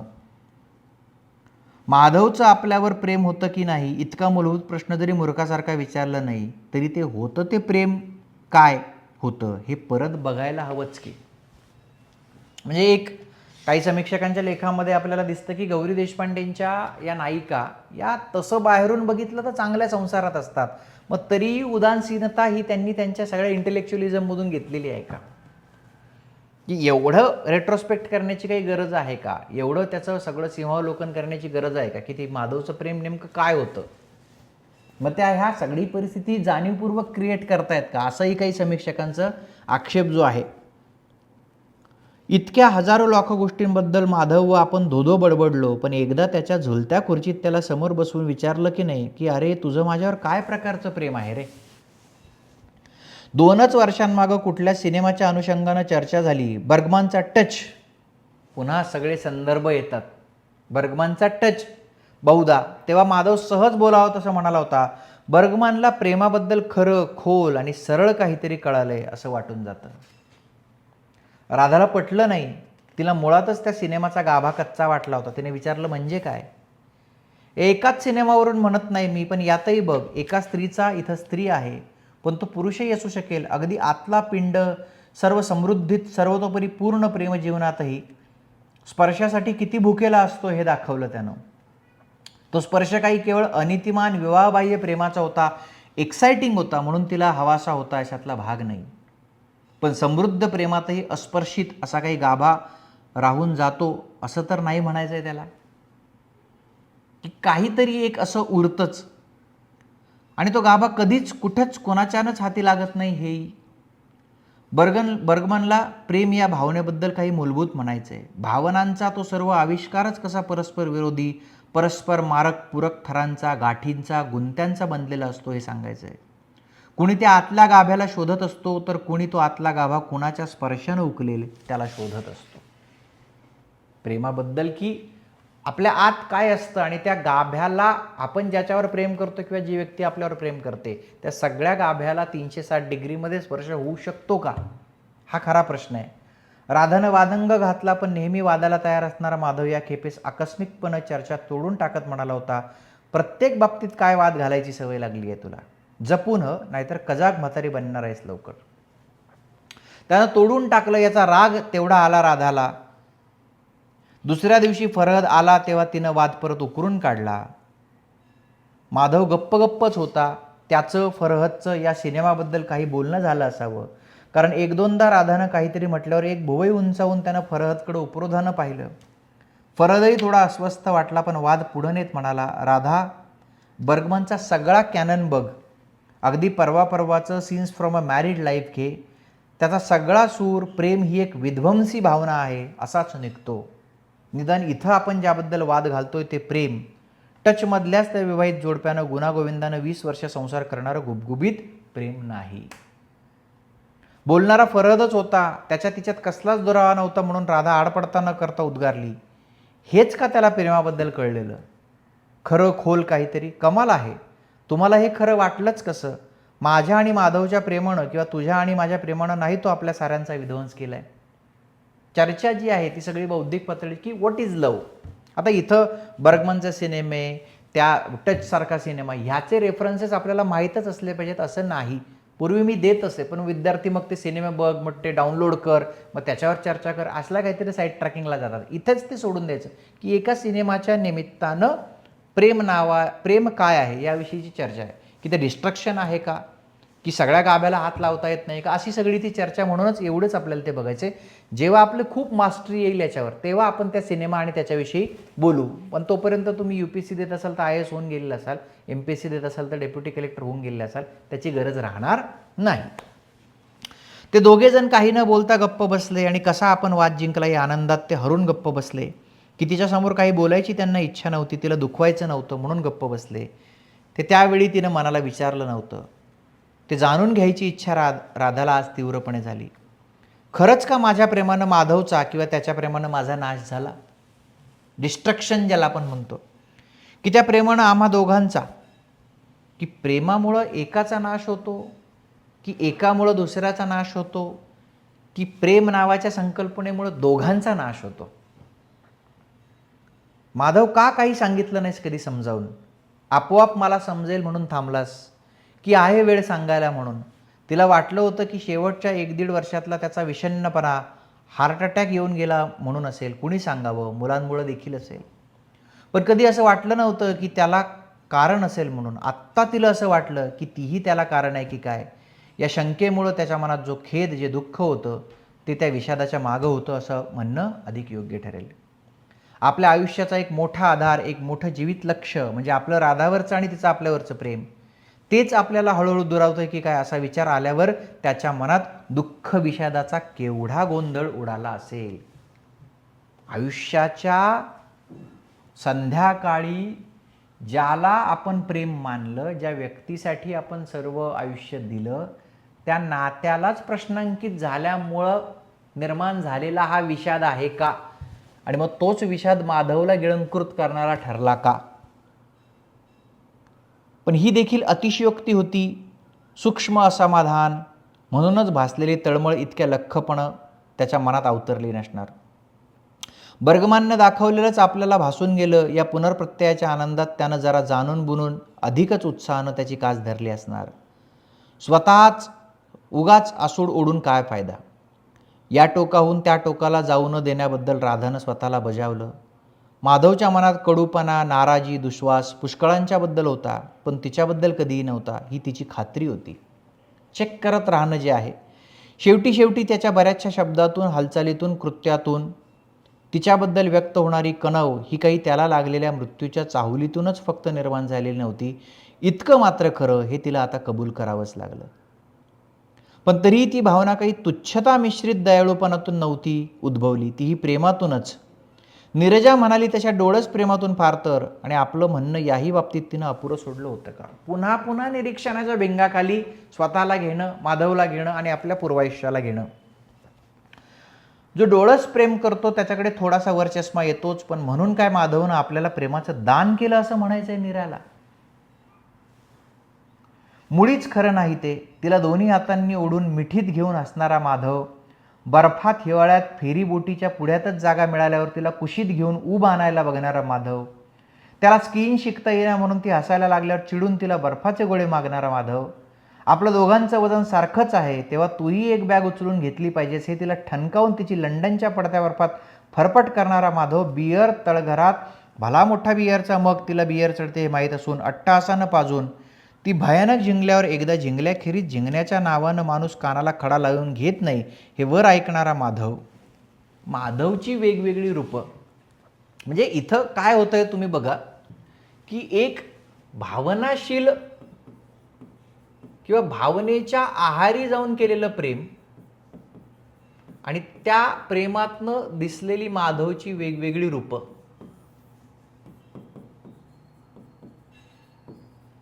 ही खरी मानायची की या सगळ्या तात्विक चर्चेमधून माधवचं जे रूप आत्ता नीरजाच्या संबंधानं समोर येतंय किंवा तसा विचार राधाच्या मनात येतोय ते खरं मानायचं की माधवच्या मनात माझ्याबद्दल असणारं डोळस प्रेम बर्गमानच्या उदाहरणातनं याचा विध्वंस झालाय का, हे काय आहे की हे प्रेम याचं स्वरूप नेमकं काय, त्याची चिकित्सा करून दुःखी व्हायचं की माधवनी केलेल्या ज्याला आपण निसर्ग सुलभ म्हणजे स्त्री पुरुष पुरुष मादी अशा प्रकारच्या प्रेमाचं जे काही आहे त्याला खरं मानायचं. या पेचात असलेली राधा 4-8 दिवसांच्या सुद्धा वियोगानंतर पुनर्भेट झाली की तृप्त झाल्यावर म्हणजे जे लैंगिक संदर्भ येतात तिच्या मानेत डोकं खुपसून हुंदके देणारा माधव तो काय दाता होता. नीरजानं जो काही आरोप केलाय की त्यानं डोळस प्रेम केलंय, दोघांनीही एकमेकांवर प्रेमाचा वेळाचा आठवणींचा पाऊस पाडला नुसता, ते उपकार नव्हते. डोळस प्रेम करणाऱ्या माधवला आपले दोष दिसले असतीलही पण त्यानं त्या दोषांवरही प्रेम केलं. दोष होते तरी सुद्धा नाही केलं. हा फरक आहे. कॉम्प्रोमाइजिंग नाही आहे. दोष तुझ्यात दोष आहे तरी सुद्धा मी तुझ्यावर प्रेम करतो हा तोरा नाही आहे. त्या दोषांसहित प्रेम केलं. त्या दोषांशिवाय राधा नसती राहिली. नीराला कुठं काय सगळंच कळलंय, अवकाश आहे खूप. म्हणजे हे स्वतःलाही स्पष्टीकरण देणं, नीरजाच्या एका आरोपामुळं नीरजाच्या एका वाक्यामुळं स्वतःच्या संबंध आयुष्याला पुन्हा रेट्रोस्पेक्टमध्ये बघणं आणि हे पुन्हा की माझ्या आणि माधवचं इक्वेशन काय आहे याचा परत परत धांडोळा जो घेणं आहे. म्हणजे या सिनेमाच्या या सगळ्या याच्यामध्ये जाऊ नका. तिथे फक्त प्रेम काय आहे याची माधवची संकल्पना काय आहे आणि राधाची संकल्पना काय, याविषयीची जी चर्चा आहे त्याच्यात फार आत्ता घुसण्याचं कारण नाही. म्हणजे बर्गमनचा सिनेमा काय आहे, टचमध्ये काय म्हटलंय, इथं फार आत्ता जाण्याची गरज नाही. जेव्हा वेळ येईल तेव्हा आपण आणखी त्याच्यावर बोलूया. दुसऱ्याच दिवशी फोन येऊन बसला, तेव्हा पहिला केला तो गणेशला. म्हणाली, नीरजाशी मी बोलले, तिच्या बाबतीत आता काही करता येईल असं वाटत नाही. गणेश स्वभावानुसार मी बघतो वगैरे म्हणायला लागला होता, पण राधानं तोडून टाकलं. इतक्या गुंतागुंती आपण कुठून कशा उकलत आणि तशाच सोडत या निर्णयापर्यंत पोचलो, ते कुठून गणेशला सांगत बसणार आणि त्याला ते कुठून उमजणार. तो गुळूमुळू करत बसला. तेव्हा म्हणाली, तू बघ मग, कर काय करायचं ते, मी माझा निर्णय सांगितला. म्हणजे तू नेहमीसारखी हात धुवून मोकळी झालीस. ओके, आम्ही बघतो काही होतंय का. आता हा इथं ओके, हा असा ओके नाही लिहिलाय बघा त्यांनी, तो ओ के असा लिहिलाय. निवेदनाची जी काही सगळी आहे शैली ज्याला आपण म्हणतो, जर रसास्वादाला हे आलं तर हे हायलाईट करायला पाहिजे की ओके. वैतागले पण जे ना ओ, तो ओके नाही आहे, ओके असं आहे. हे खूप इम्पॉर्टंट आहे की जसं बोललं जातं तसं लिहिलंय. गाडं मूळ पदावर लवकर आलं ते ठीक असं म्हणून राधानं फोन खाली ठेवला. मग फरहदला पत्र लिहून फोन नंबर कळवला. ये म्हटलं. पत्र टाकताना मनात आलं, तो आल्यावर आपण हे सगळं बोलू का त्याच्याशी. बहुतेक नाही. प्रथमच तिला जाणवला हा दुरावा. माधव आणि आपण ह्यांच्यात काय घडलं, काय निर्माण झालं, त्याचं स्वरूप हळूहळू कसं बदललं आणि अजूनही कसं बदलतंय हे फक्त आपल्यात आणि माधवच्यात. फरहद नाही तरी तिसराच. मनात हसत म्हणाली, बापरे, हे त्याला कळलं तर आकाश पाताळ एक करेल. कदाचित त्याला विचारेन सुद्धा की बर्गमनच्या अनुषंगानं माधव काय म्हणाला होता म्हणून. पण अखेर तिनं ठरवलं की नाहीच विचारायचं, कारण तो आणि माधव यांच्यात ती तिसरी होती. इक्वेशनला सुद्धा अत्यंत तटस्थपणे बघणं की मी आणि माधव यांच्यात फरहद तिसरा, फरहद आणि माधवमध्ये मी तिसरी, आणि कदाचित मी आणि फरहदमध्ये माधव तिसरा. दोन व्यक्तींचा जो संबंध आहे तो दोघांचाच असला पाहिजे याची स्पष्टता असणारी राधा. हे मनात मानलं तेव्हा झालेलं दुःख जुन्या ठिकाणी चटका देऊन गेलं. पण ते मानलं अखेर हे खरंच. फरहदचा फोन आला तेव्हा 9:30 वाजून गेले होते. जेवणाचा कंटाळा करून नुसताच दुधाचा ग्लास आणि 4 बिस्किटं घेऊन ती वाचत बसली. आना कॅरेनिना पुन्हा काढलं होतं टॉलस्टॉयचं जे आहे. फरहद म्हणाला, मी 15 मिनिटात येतोय, जेवायला जाऊ. मी आता परत साडीबिडी नेसत बसणार नाही तू जेवून ये, नाहीतर मी ऑमलेट करून देईन तुला. अगं निघ की जरा बाहेर. बिसाईड्स तू विस्की ठेवत नाहीस घरात. येऊन विस्कीच प्यायची असेल तर घेऊन ये. हटवादी आहेस. ओके, 15 मिनटं. 15 कसला, 5च मिनिटात आला. तिनं बर्फ ग्लास काढून डेस्कावर ठेवले होते नुकतेच. आत आल्यावर तिच्या दोन्ही गालांचे मुके घेतले. मग येऊन एका ग्लासात बर्फ टाकून विस्की ओतली. पुस्तक बघून म्हणाला. आता इथं बघा हे वाक्य जे येतं की आत आल्यावर तिच्या दोन्ही गालांचे मुके घेतले. हे लिहिणं हा त्यांचा स्टँड आहे गौरी देशपांडेंचा, की हे असं आहे आणि हे असंच असणार आहे. तुम्हाला आक्षेप असतील तर तुम्ही बघा. लक्षात येत आहे. याला कुठले संदर्भ जोडायचे, लैंगिक संदर्भ जोडायचे की मैत्रीचे संदर्भ जोडायचे, हे तुमचं तुम्ही बघा. पण ही अशी आहे आणि ती तशी राहणार आहे. पुस्तक बघून म्हणाला, आना कॅरेनिना वाचतेस आत्ता? पूर्वी वाचलं, हे पुन्हा काढलं एकदा. पुस्तक सरळ करून त्यात समोर पडलेलं एक पत्र खून घालून ते मिटत म्हणाला, पुस्तकं उपडी टाकून आहेत ग अशी, पुन्हा नाही करणार. 2 ग्लास तुला पण विस्की? मला नाही आवडत. मी आपली नेहमीची नाईट कॅप घेते. रमची बाटली काढून तिच्या ग्लासात ओतून, कुठनं लागल्या या खलाशी सवयी, म्हणजे त्याचं जे कॉस्टिंग आहे त्याबद्दलचं स्टेटमेंट. गरिबीतनं बाबा, गरिबीतनं सगळ्यांनाच कुठं स्कॉच परवडते. हसत ग्लास धरून तो बैठकीवर पाय पसरून बसला. शेजारची जागा हातानं थोपटून दाखवली तेव्हा खुर्चीकडे वळत ती म्हणाली, अरे इतक्या हौसेनं मॉडर्न म्हणून बैठकी घातल्यात खरे या, पण हे माझे गुडघे मला आता उठबस करू देत नाहीत, खुर्चीच बरी वाटते.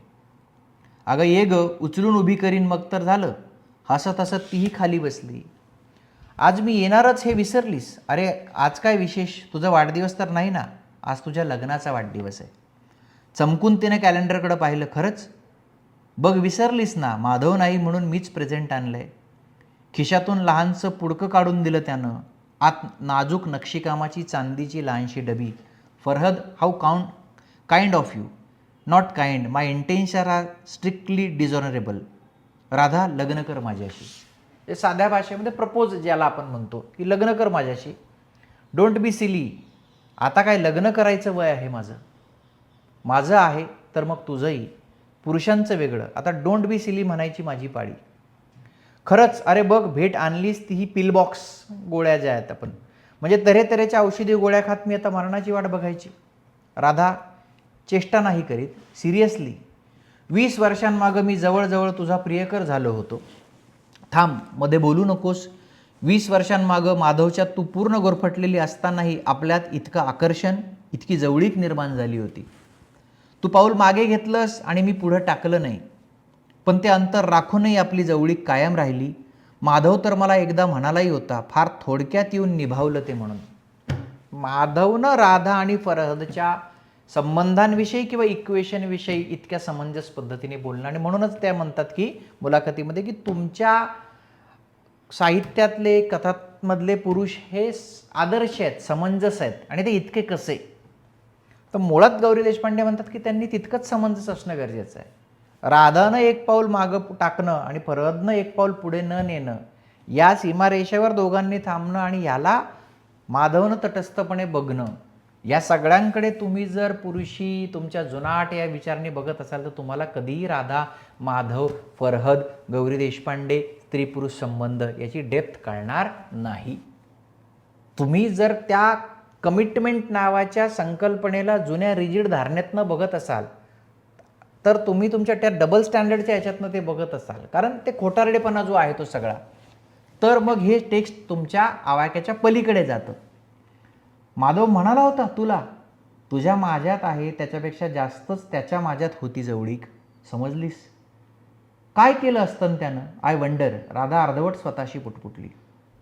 काही नाही, तुझी खात्री होती त्याला, त्याची तुला होती तशी. तुमच्या दोघांच्या मॅजिक वर्तुळात कुणीच कधी येत नसे. किंचित कडवटपणा. राधाला बारीकसा डंक झाला. होती खरी त्याची खात्री मला, आणि तरी त्या कप्प्यात यायला नाही मागत आहे मी. फक्त तुझ्या आयुष्याचा एक अविभाज्य भाग व्हायला मागतोय. तो आहेसच तू फरहद. त्यानं चटकन तिला आणखी जवळ ओढून कुशीत घेतलं. तिने विरोध केला नाही, पण साधही दिली नाही. असा नाही आहे, तसा होणारही नाहीस. का नाही? 20 वर्षांपूर्वी, 15, 10, 5 सुद्धा वर्षांपूर्वी होऊ शकलो असतो. आता म्हातारी झाले मी, 55-56. पण माधव होता की नाही अखेरपर्यंत? चटकन स्वतःला सोडवून घेत ती म्हणाली, हो होता. नाही म्हणून खोटं सांगणं तिच्या डोक्यातही आलं नसतं. ती तसं सांगणं ही प्रतारणा झाली असती. फरहद एकदम हलकेच मऊपणे विनवत म्हणाला, मग मला होऊ देत, प्रयत्न तरी करू दे.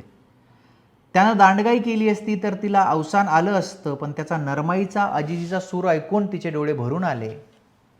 कसं बसं म्हणाली, नको प्लीज नको. तिचं डोकं नुसतंच छातीशी धरून तो थोपट्यात राहिला. मनात म्हणाला, पांढरे केस शोभून दिसतात राधाला. मग खिन्नपणं स्वतःशी हसून, तसं काय तिला नेहमीच सगळंच शोभून दिसतं. पाहिल्याबरोबर माधवच्या झगझगाटानं दिपून जाई माणूस, पण मग राधा मनात ठाण देऊन बसायची आणि माणसं प्रेमात पडायची दोघांच्या. अत्यंत वास्तवापासून लांब असणारं हे सगळं चित्र आहे. आणि आपल्या आतमध्ये कुठल्याही प्रकारची पूर्वग्रह असतील तर फरहद, राधा, माधव हे त्रिकूट आपल्याला कळणारच नाही. पूर्वग्रह दूषित जर सगळी आपली दृष्टी असेल, निर्व्याज प्रेम, माणसांनी माणसांना जीव लावणं, निसर्गाच्या हाकेला स्वच्छ पद्धतीने ओ देणं, या सगळ्यांच्या बाबतीत आपल्या मनामध्ये जर काही कलुषित भाव असतील तर हे कळणं तुमच्या, काय आपण म्हणूया साध्या भाषेत, रेंजच्या पलीकडचं आहे. आणि ते तसं होऊ नये ही माझी शिक्षक म्हणून इच्छा आहे की याला निकोपपणे तुम्हाला बघता यायला पाहिजे. शक्य असतं तर दोघांशी लग्न केलं असतं. त्यांच्या मित्रमैत्रिणीत खास जोक होती ती एक, माधव फॅन क्लब. मी, सन्याल आणि अरुणा, बिहारी, शंतनू आणि मधुरा, कितीतरी. यांना ठाऊक होतं की नाही कोणाला ठाऊक, माधवच्या तिखट जिभेला आणि राधाच्या बाबडेपणाला भीत सारे. एकदा खूप मैत्री झाल्यावर त्यानं विचारलं होतं माधवला, कसा रे तू प्रेमात पडलास राधाच्या? मोठ्यानं असून त्यानं नेहमीच्या खवचटपणं म्हटलं, तू पडलास ना तसाच. का पडलो आपण राधाच्या प्रेमात? का तिच्यावर 20 वर्ष प्रेम केलं? पोटभर मैत्री खेरीज काही येत नसून सुद्धा, हाती काही येत नसून सुद्धा तिच्या या गाढ निरागसपणावर भाळलो. लहान मुलासारखं सारं उत्साहानं खाऊन टाकायच्या जिद्दीला लोभावलो. फार काय, माधवसारखा माणूस तिच्यावर जीव ओवळून टाकायला तयार आहे म्हणून वाटलेल्या कुतूहलाचे भाग असेल तो. राधा म्हणून तिनं तोंड उंचावून पाहिलं तेव्हा त्याचा उपाय चालला नाही. त्याच्या चुंबनाला तिनं सहज प्रतिसाद दिला, पण आवेगानं नाही. शारीरिक जवळीक, भावनिक जवळीक या सगळ्यांकडे निकोपपणे पाहणारी लेखिका आहे गौरी देशपांडे. शारीरिक जवळीक आणि भावनिक जवळीक या दोन्हींकडे निकोपपणे पाहणारी लेखिका आहे गौरी देशपांडे. माणसाला माणूस म्हणून पाहणारी लेखिका आहे गौरी देशपांडे, ही जी आहे.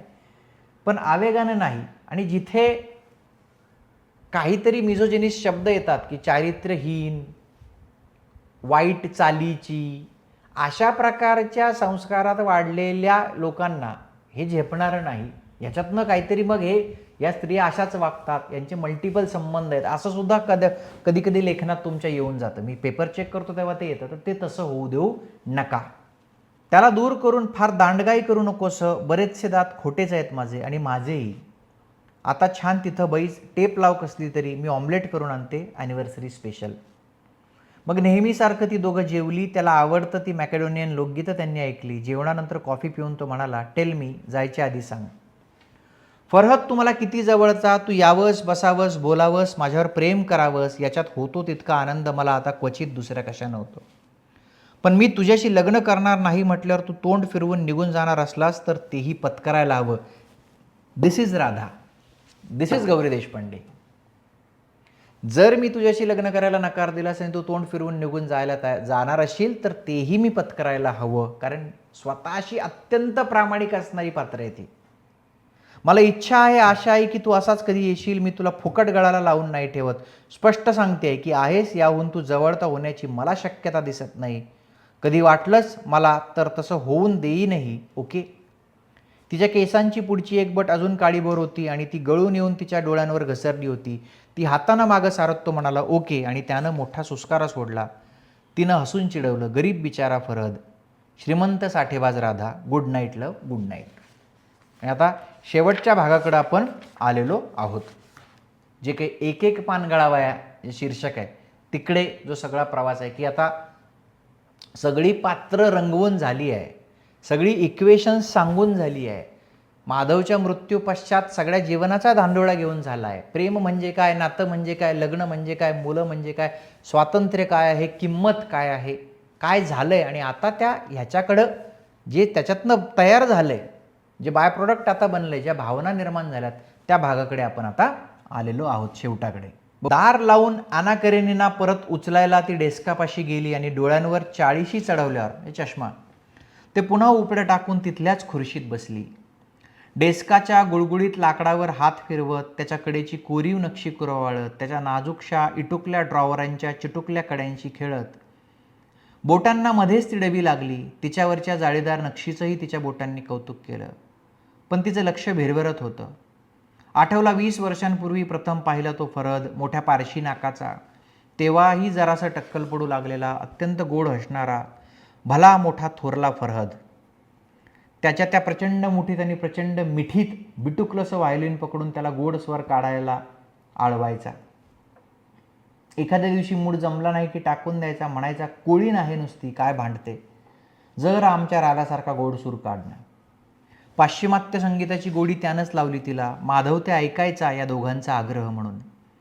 एखादी फारच गोड मोझार्टच्या 40व्या सिम्फनीसारखी गत असली तरच. आता तुम्ही पूर्वी हे नव्हतं, पण यूट्यूबवर तुम्ही मोझार्टची सिम्फनी टाकली की त्या नंबरची की तुम्ही ते ऐकू शकता.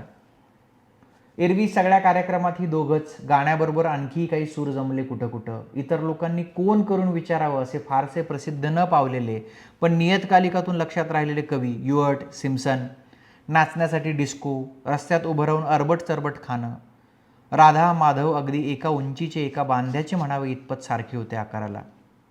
पण हा केवढा तरी आयुष्यात प्रथमच राधाला आपल्यावर कुणी छत धरल्यासारखं झालं. त्यानंतर फक्त एकदाच तिला तसं वाटलं होतं, ओलाफ भेटला होता तेव्हा. स्त्री पुरुष संबंधांमध्ये आता राधा आणि फरहदचं इक्वेशन काय आहे. चमकून राधाला पुन्हा फरहदच भेटल्याचा भास झाला होता. का कुणास ठाऊक, पण तिचं पाऊल मागं पडलं. मागं पडायला तसं काही विशेष कारण नसतानाही, म्हणजे नात्याच्या तो टप्पा तिनं ओलांडला नाही. ते आता इतक्या वर्षांनी पुढं चढत नव्हतं. तिला वाटलं माधव असताना काय म्हणाला आता फरहद. माधवच्यात ती पूर्ण गुरफटली असतानाही फरहदची लालच वाटून जाणं वेगळं.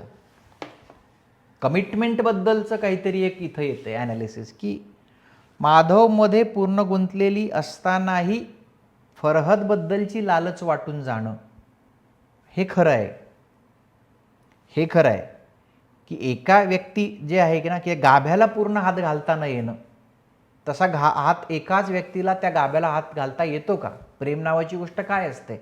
माधवसोबत असताना फरहदची लालसा निर्माण होणं. इनफॅक्ट माधव पुरा सारं अस्तित्व व्यापत असताना कुठं एक लहानसा कोपरा राहिला तर तो भरून काढायपुरता फरहद बसत होता आयुष्यात. पण आता कोपरे उरलेच होते कुठं? किंवा तसंच बघायचं झालं तर सगळी जागाच होती, ती कुठं त्याच्यानं भरून निघणार होती. आणि मग एका कोपऱ्यात फरहदला बसवल्यावर उरलेल्या जागातून मांडायला आणखी कोण कोण आणायचं? केलं ते योग्यच केलं. एक श्वास सोडून ती उभी राहिली. डबी हातातच होती. तिला त्याची मजा वाटली. जाऊन हिच्यात ॲस्प्रो तरी भरावे. आता पुन्हा कधी मुंबईला येईल फरहद? विचारलं नाही. पेले बशा आवरून ठेवल्या. खरंच आज लग्नाचा वाढदिवस. आपण विसरलो की मनाला विसरायला लावलं. कधीच कसलेच वाढदिवस आठवत नसत तिला. मुलांच्या नावं माधवच प्रभारे कार्ड पाठवून दे. प्रभारे हा शब्द बघा, बोलीचं सगळं जे आहे. भालचंद्र नेमाडेंच्या कादंबऱ्यांमध्ये हा शब्द तुम्हाला दिसेल. दोघांच्या सहाय्या करून म्हणून बरं. कधीतरी माधवचा वाढदिवस होऊन गेल्यावर 3-4 दिवसांनी यायचं तिच्या ध्यानात. आणि मग हळूहळून ती काही गोडधोड करायची, प्रेझेंट आणायची. माधव साजरं करून म्हणे, माझी चैन, मला 2-2 वाढदिवस. एक खरा आमच्या ऑफिसात सेक्रेटरी साजरा करतात माझी फाईल बघून, आणि एक हा. पुढं मुलं मोठी करती होऊन लक्षात ठेवायला लागली म्हणून तिला आठवण ठेवणं सोपं गेलं. मुलांचं त्याला प्रेझेंट येईल तो वाढदिवस, पण मध्ये पंचायत येईल.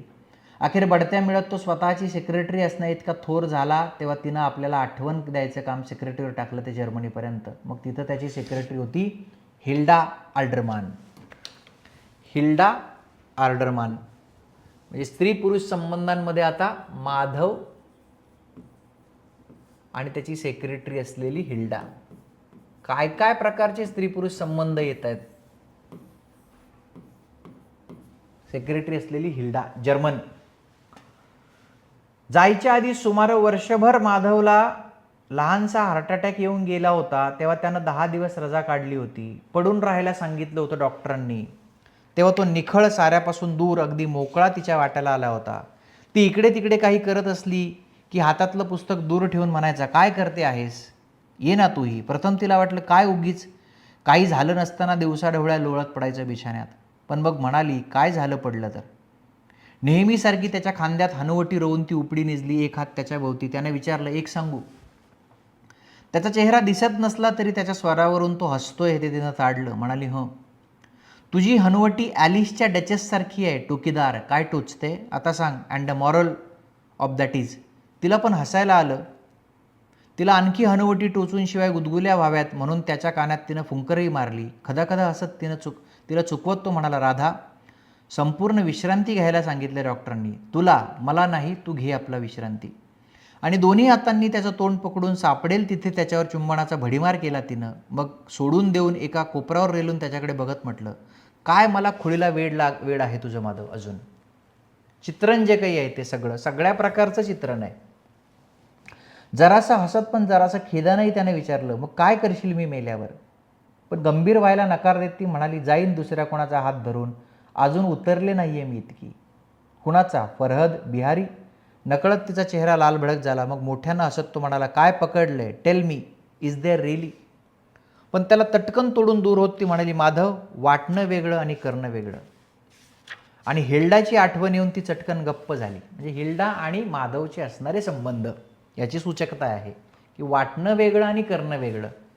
की राधाला वाटणं आणि माधवकडून ते कृत्य होणं.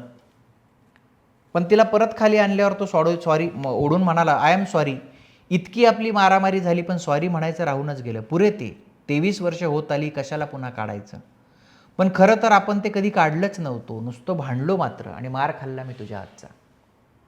गणेशचा राग काही तिनं कधी माधववर काढला नव्हता, पण त्या रात्री मात्र संतापानं डोळ्यांसमोर अगदी अंधारी येऊन हाताला लागेल ते मारलं होतं तिनं त्याला.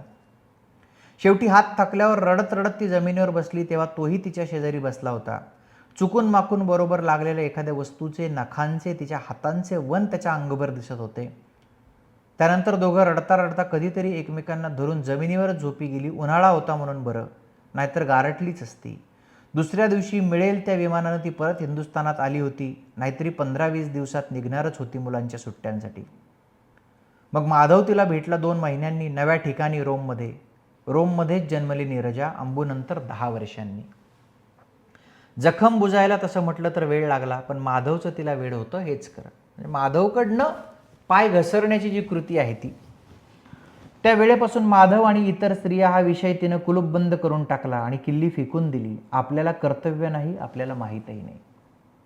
म्हणजे पुन्हा कमिटमेंट, एकमेकांविषयीचं असणारी बांधिलकी, ह्याचे आयाम जे आहेत ते गौरी देशपांडेंच्या पात्रांना लागू होत नाहीत, सर्वसामान्य साधारण आयाम. आता गंजक्या कुलपाची गंजकी चावी हट्टाने फिरवत तो म्हणाला होता की जो विषय तिने टाकून दिलाय, तू मला कधी विचारलं नाहीस की मी असं का केलं. नको ना माधव, पण विचार ना. तू मला कुठं कधी कमी पडली नाहीस राधा. पुन्हा तेच आहे, माधवनं सर्व अस्तित्व व्यापून टाकलंय राधाचं, तरीही फरहदची लालच असणारी राधा. तू मला कुठं कमी पडली नाहीस राधा, तरीही हिल्डा. हे काय, हे जे असणं आहे ते मानवी अस्तित्व. मग तसं वागण्या इतका माझा इगो लटपटीत नाही की मी कमी पडले म्हणून दुसरी कोणी असं. मग का विचारलं नाहीस. प्रथम मी काही कसला विचारच केला नाही. उठून निघून गेले तेव्हा धुमसत होते. परत भेटलो आपण तेव्हा पुनर्मिलनाच्या ओढीत धुंदीत ते वाहून गेलं. मग नीरा टिश्यू उलटल्यावरचं गर्भारपण, बाळणपण कठीण गेलं. तेव्हा तुझी तडफड, पूर्वीचं राहूनच गेलं कुठं कोपऱ्यात. रोमहून आपण परत दिल्लीला आलो तेव्हा फरहद भेटला आपल्याला. आणि मग आपसुकच किती काही उमजत गेलं. मनात म्हटलं but for the grace of God. ती ग्रेस नाही आली माझ्या वाट्याला. गॉड डॅमिट, का म्हणून आयुष्य एवढं गुंतागुंतीचं आहे. एकच स्त्री आणि पुरुष अनंत, कधी न संपून जाण्यासारखे का नसतात. मी, माधव आणि फरहद आणि बिहारी आणि ओलाफ आणि व्हिको आणि इतरही सर्व का नाही. आणि तू, राधा, हिल्डा, अरुणा आणि इतर सर्वजणी का नाही. त्याला पोटाशी धरून ती म्हणाली never mind, it doesn't matter anymore. आणि तो शांत झाल्यावर हसत, बिचाऱ्या नीराला काय ठाऊक की तिच्या जन्माला तुझ्या माझ्या इतकीच हिल्डाही कारणीभूत आहे म्हणून. ते बोलणं दोघांनी सोडून दिलं होतं, पण त्यांच्या अलीकडच्या काहीशा विषण्य माणूसघाण्या वाटण्या इतपत अलिप्त बनलेल्या स्वभावाचा धागा सापडल्यासारखं तिला वाटलं होतं. कदाचित मुलंही कारण असतील त्याला. पुन्हा रेट्रोस्पेक्ट जो आहे त्यांच्याकडे बघून, विशेषतः आता तर तिला सारखे उमाळे यायचे. त्यांना काही कटिंग, जळजळीत म्हणावं असे. कटिंग हा शब्द, कट करणं या अर्थानं इंग्रजीचा वापर. कुणी सांगितलं असतं की माधवची आणि तिची मुलं, निदान गणेश, अंबुजा तरी ही अशी निघतील म्हणून. पुन्हा पुन्हा ते येतं बघा, रिकरिंग आहे तो विषाद. परंपरेचे गड्डे. मुलं कशी निघाली ती, परंपरेचे गड्डे. जणू भारतीय संस्कृतीतलं जुनं बुरसटलेलं जतन करायचा यांनाच मक्ता दिलाय कुणी. आणि कशी स्वतःची छान कोंडी करून घेतली आहे त्यांनी. आई या वयात एकटी राहते म्हणून 4 लोक आपल्याला बोलतील ही पोटात भीती. तिने जवळ तर येऊन राहायला नको आहे. बरं, रोज जाऊन तिच्याकडे वर्णी लावू म्हटलं तर राधानं तो बेत केव्हाच हाणून पाडला होता. तिला अगदी कंटाळा यायचा गणेशचा आणि सुलक्षणाचा. कधीतरी वाचलेल्या पुस्तकाबद्दल किंवा जगात घडलेल्या घटनांबद्दल काही बोलतील, शक्यच नाही. सुलक्षणा तर म्हणा फेमिना सोडून काही वाचतही नसेल. म्हणजे स्त्री संबंधीचं थोडंसं फॅशनशी संबंधित असणारं मॅगझिन. पण गणेश तरी काय नवं वाचलंयस रे अलीकडे म्हणून आजच विचारलं तर उत्तर ठरलेलं, अगं वेळच नाही होत. तर सांगत काय होतो, परवा ते कोतवाल आले होते, तुझी चौकशी करत होते. राधानं कान फटकन बंद करून घेतले. म्हणजे ते पुन्हा तोच मुद्दा येतोय आता बघा. शेवटाला येताना नवीन मुद्दे काही मिळत नाहीत आपल्याला, की तेच आहे की मुलं आपल्यापासून तुटली आहेत आणि आपल्या सगळ्या सांस्कृतिक वारशाला ती लायक नाही आहेत. त्याला काय म्हणायचं होतं ते म्हणून झाल्यावर सुलक्षणा म्हणाली, मम्मीजी, राधानं तिला 1000दा सांगून पाहिलं होतं, मला राधा म्हण, नाहीतर गणेशच्या आई म्हण, नाहीतर चक्क सासूबाई म्हण, पण हे काय विचित्र धेड गुजरी नाव. पण नाही, आता सोडून दिलं होतं. मम्मी जी कल हम लोग पिकनिक जा रहे हैं, सुचरिता जा रही है नानी के पास, सुदर्शन को आपके यहाँ छोडेंगे. नातवंड जी आहेत. गणेशच्या घरी नोकर चाकर कमी होते अशातला भाग नाही, पण मुलांना आजीकडे पाठवतो हा दाखवायचा भाग. राधाला सुदर्शन मुळीच आवडत नसे. एकतर 6-7 वर्षांच्या मुलाला रमवायसाठी काय करायचं ते तिला समजत नसे, म्हणजे नातवंडाविषयीचा पुन्हा तटस्थ भाव. आणि दुसरी म्हणजे तो भरपूर द्वाड होता. अर्थात हे राधाच्या तोंडून येते म्हणून आपला विश्वास यावर बसणं. त्याच्या हातातून आपल्या तऱ्हेतऱ्हेच्या गोष्टी वाचवायसाठी धावाधाव करणं, आपले दुखरे गुडघे ती घेऊन तिला जमत नसे. मग हरेक वेळी तो काहीतरी फोडून ताडून ठेवायचा. नातवानं केलंय म्हणून ते पोटात घालावं असं त्यांच्या मनात असावं, पण यादी लांबतच चालली होती आणि हे राधाला पटणं अशक्य. ती म्हणाली, शेजारचे सराफही बाहेर जाणार आहेत आणि त्यांची यमुना रजेवर आहे, म्हणून मी बट्टूला बघणार आहे. तू सुदर्शनला धाडू नको, तो बट्टूला फार त्रास देतो. आणि this is typical Radha, typical Gauri Deshpande. की काय आहे की मग सगळी नाती सारखी. म्हणजे आता इथं आल्यावर आपल्याला स्वभाव वैशिष्ट्य एकदा त्याची सगळ्यांची ओळख झाली की मग आता आपल्याला पेच पडत नाही की राधा असं कसं म्हणू शकते, स्वतःच्या नातवंडाला ती अशी कशी त्याची प्रायोरिटी कमी करू शकते. एकदा ते कळलं, पॅटर्न कळला की मग पुढे गोष्टी सोप्या होतात. गेल्या 1.5 वर्षात बट्टूची राधाशी छान गट्टी जमली होती. तो होता लाजाळू आणि जरासा नाजूकही. कुठलीही गोष्ट जपून घेईल, जपून ठेवेल, पुस्तकातली चित्र बघेल, त्यासाठी आजी केक करायला काढायची ते बघत स्टुलावर बसेल, मधनं काही बडबड करील. त्याचं संकट वाटत नसे. तिहून कधी त्याला बोलवायला जात नसे, पण वनितानं कधी आणून ठेवलं तर तिला मजा वाटे. एखादी संध्याकाळ चटकन जाई. आपलं बोलणं ऐकून सुलक्षणा गणेश जायच्या तयारीला लागली हे तिनं पाहिलं आणि नकळत एक सुटकेचा श्वास सोडला. आता अर्ध्या राहिलेल्या पुस्तकाकडे परत मन वळवता येईल.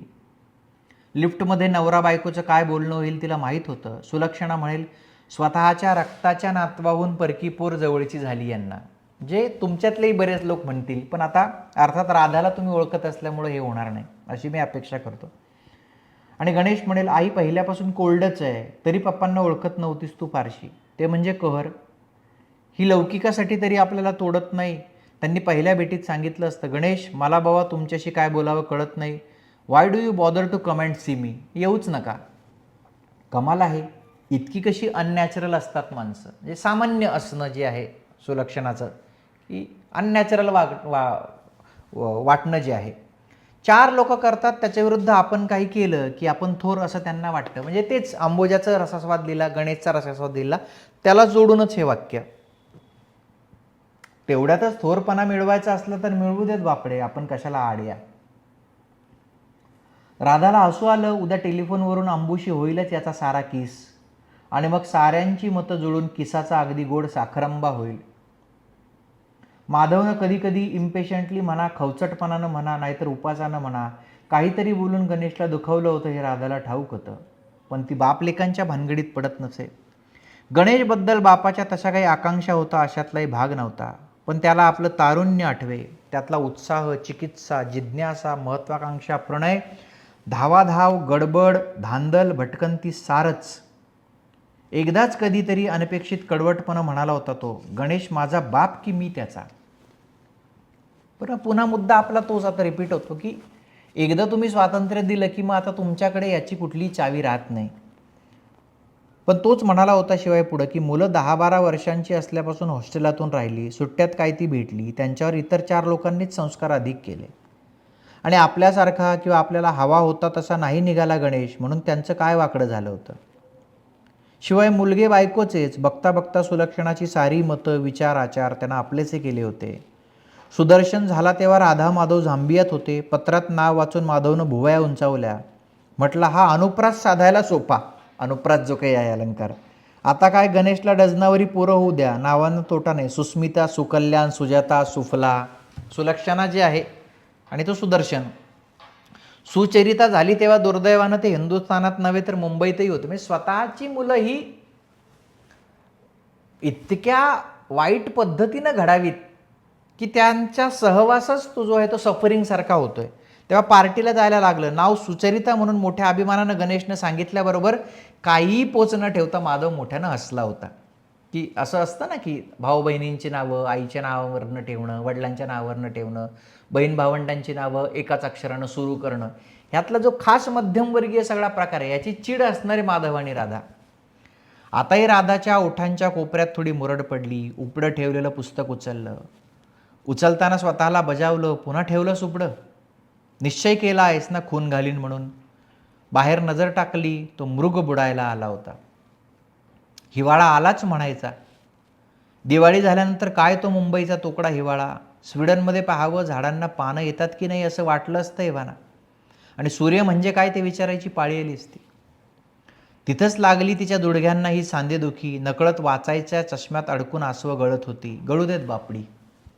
सगळ्याचा उहापोह झाला आता. सगळं झालं.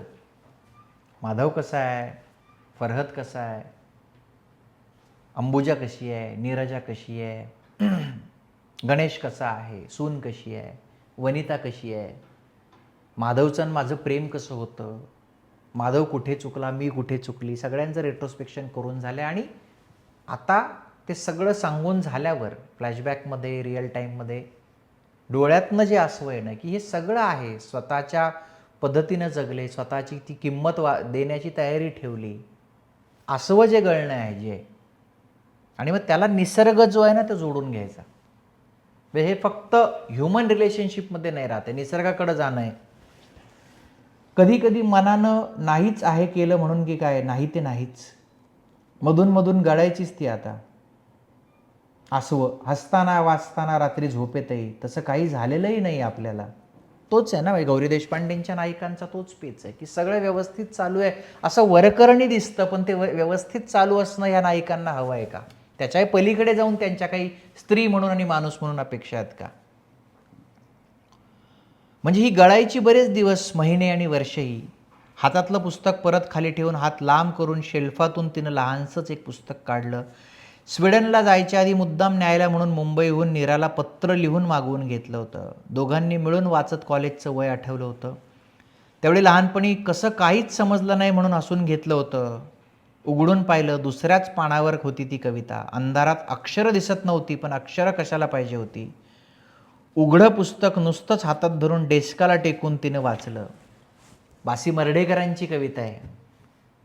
शिशिर ऋतूच्या पुनरागमे एक एक पान गळावया. आणि त्या कवितेच्या ओळीवरूनच ह्या लघु कादंबरीचं आणि पुस्तकाचं शीर्षक आहे. बा सी मर्ढेकर. शिशिर ऋतूच्या पुनरागमे एक एक पान गळावया. निष्पर्ण होणारं झाड जे आहे, का लागता मज येतसे न कळे उगाच रडावया. का लागता मज येतसे म्हणजे निसर्गाशी तादात्म्य पावणं आहे. ही उदासीनता कुठून येते आहे? पानात जी निजली इथे इवली सुकोमल पाखरे, जातील सांग आता कुठे निष्पर्ण झाडीत कापरे. कवितेवर बोलणं हा हेतू नाही की त्या भावावस्थेशी एकरूप झालेली ही कविता आणि त्या कवितेतल्या ओळी एक एक पान गळावया, की ती उदासीनता सगळ्या तार्किकतेचा, भावभावनांचा सगळा उहापोह केल्यानंतर जे उरतं ते एक्झिस्टेन्शियल जे काही सगळं आहे. फुलली असेल तुझ्या परी बागेतली बकुलावली, वाळूत निर्झर बासरी किती गोड उब महितली. येतील ही उडून तिथे इवली सुकोमल पाखरे, पानात जी निजली इथे निष्पर्ण झाडीत कापरे. रसास्वादामध्ये आणि उत्तरांमध्ये या ओळी जर आल्या तर त्याचं वेटेज असेल. पुसतो सुहास स्मरुनिया तुझं आसवे जरी लागले, एक एक पान गळावया शिशिर ऋतूच्या पुनरागमे. आणि इथं आपलं एक एक पान गळावया या लघु कादंबरीचं म्हणजे पहिलं आपल्या बॅचचं वाचन पूर्ण होतं.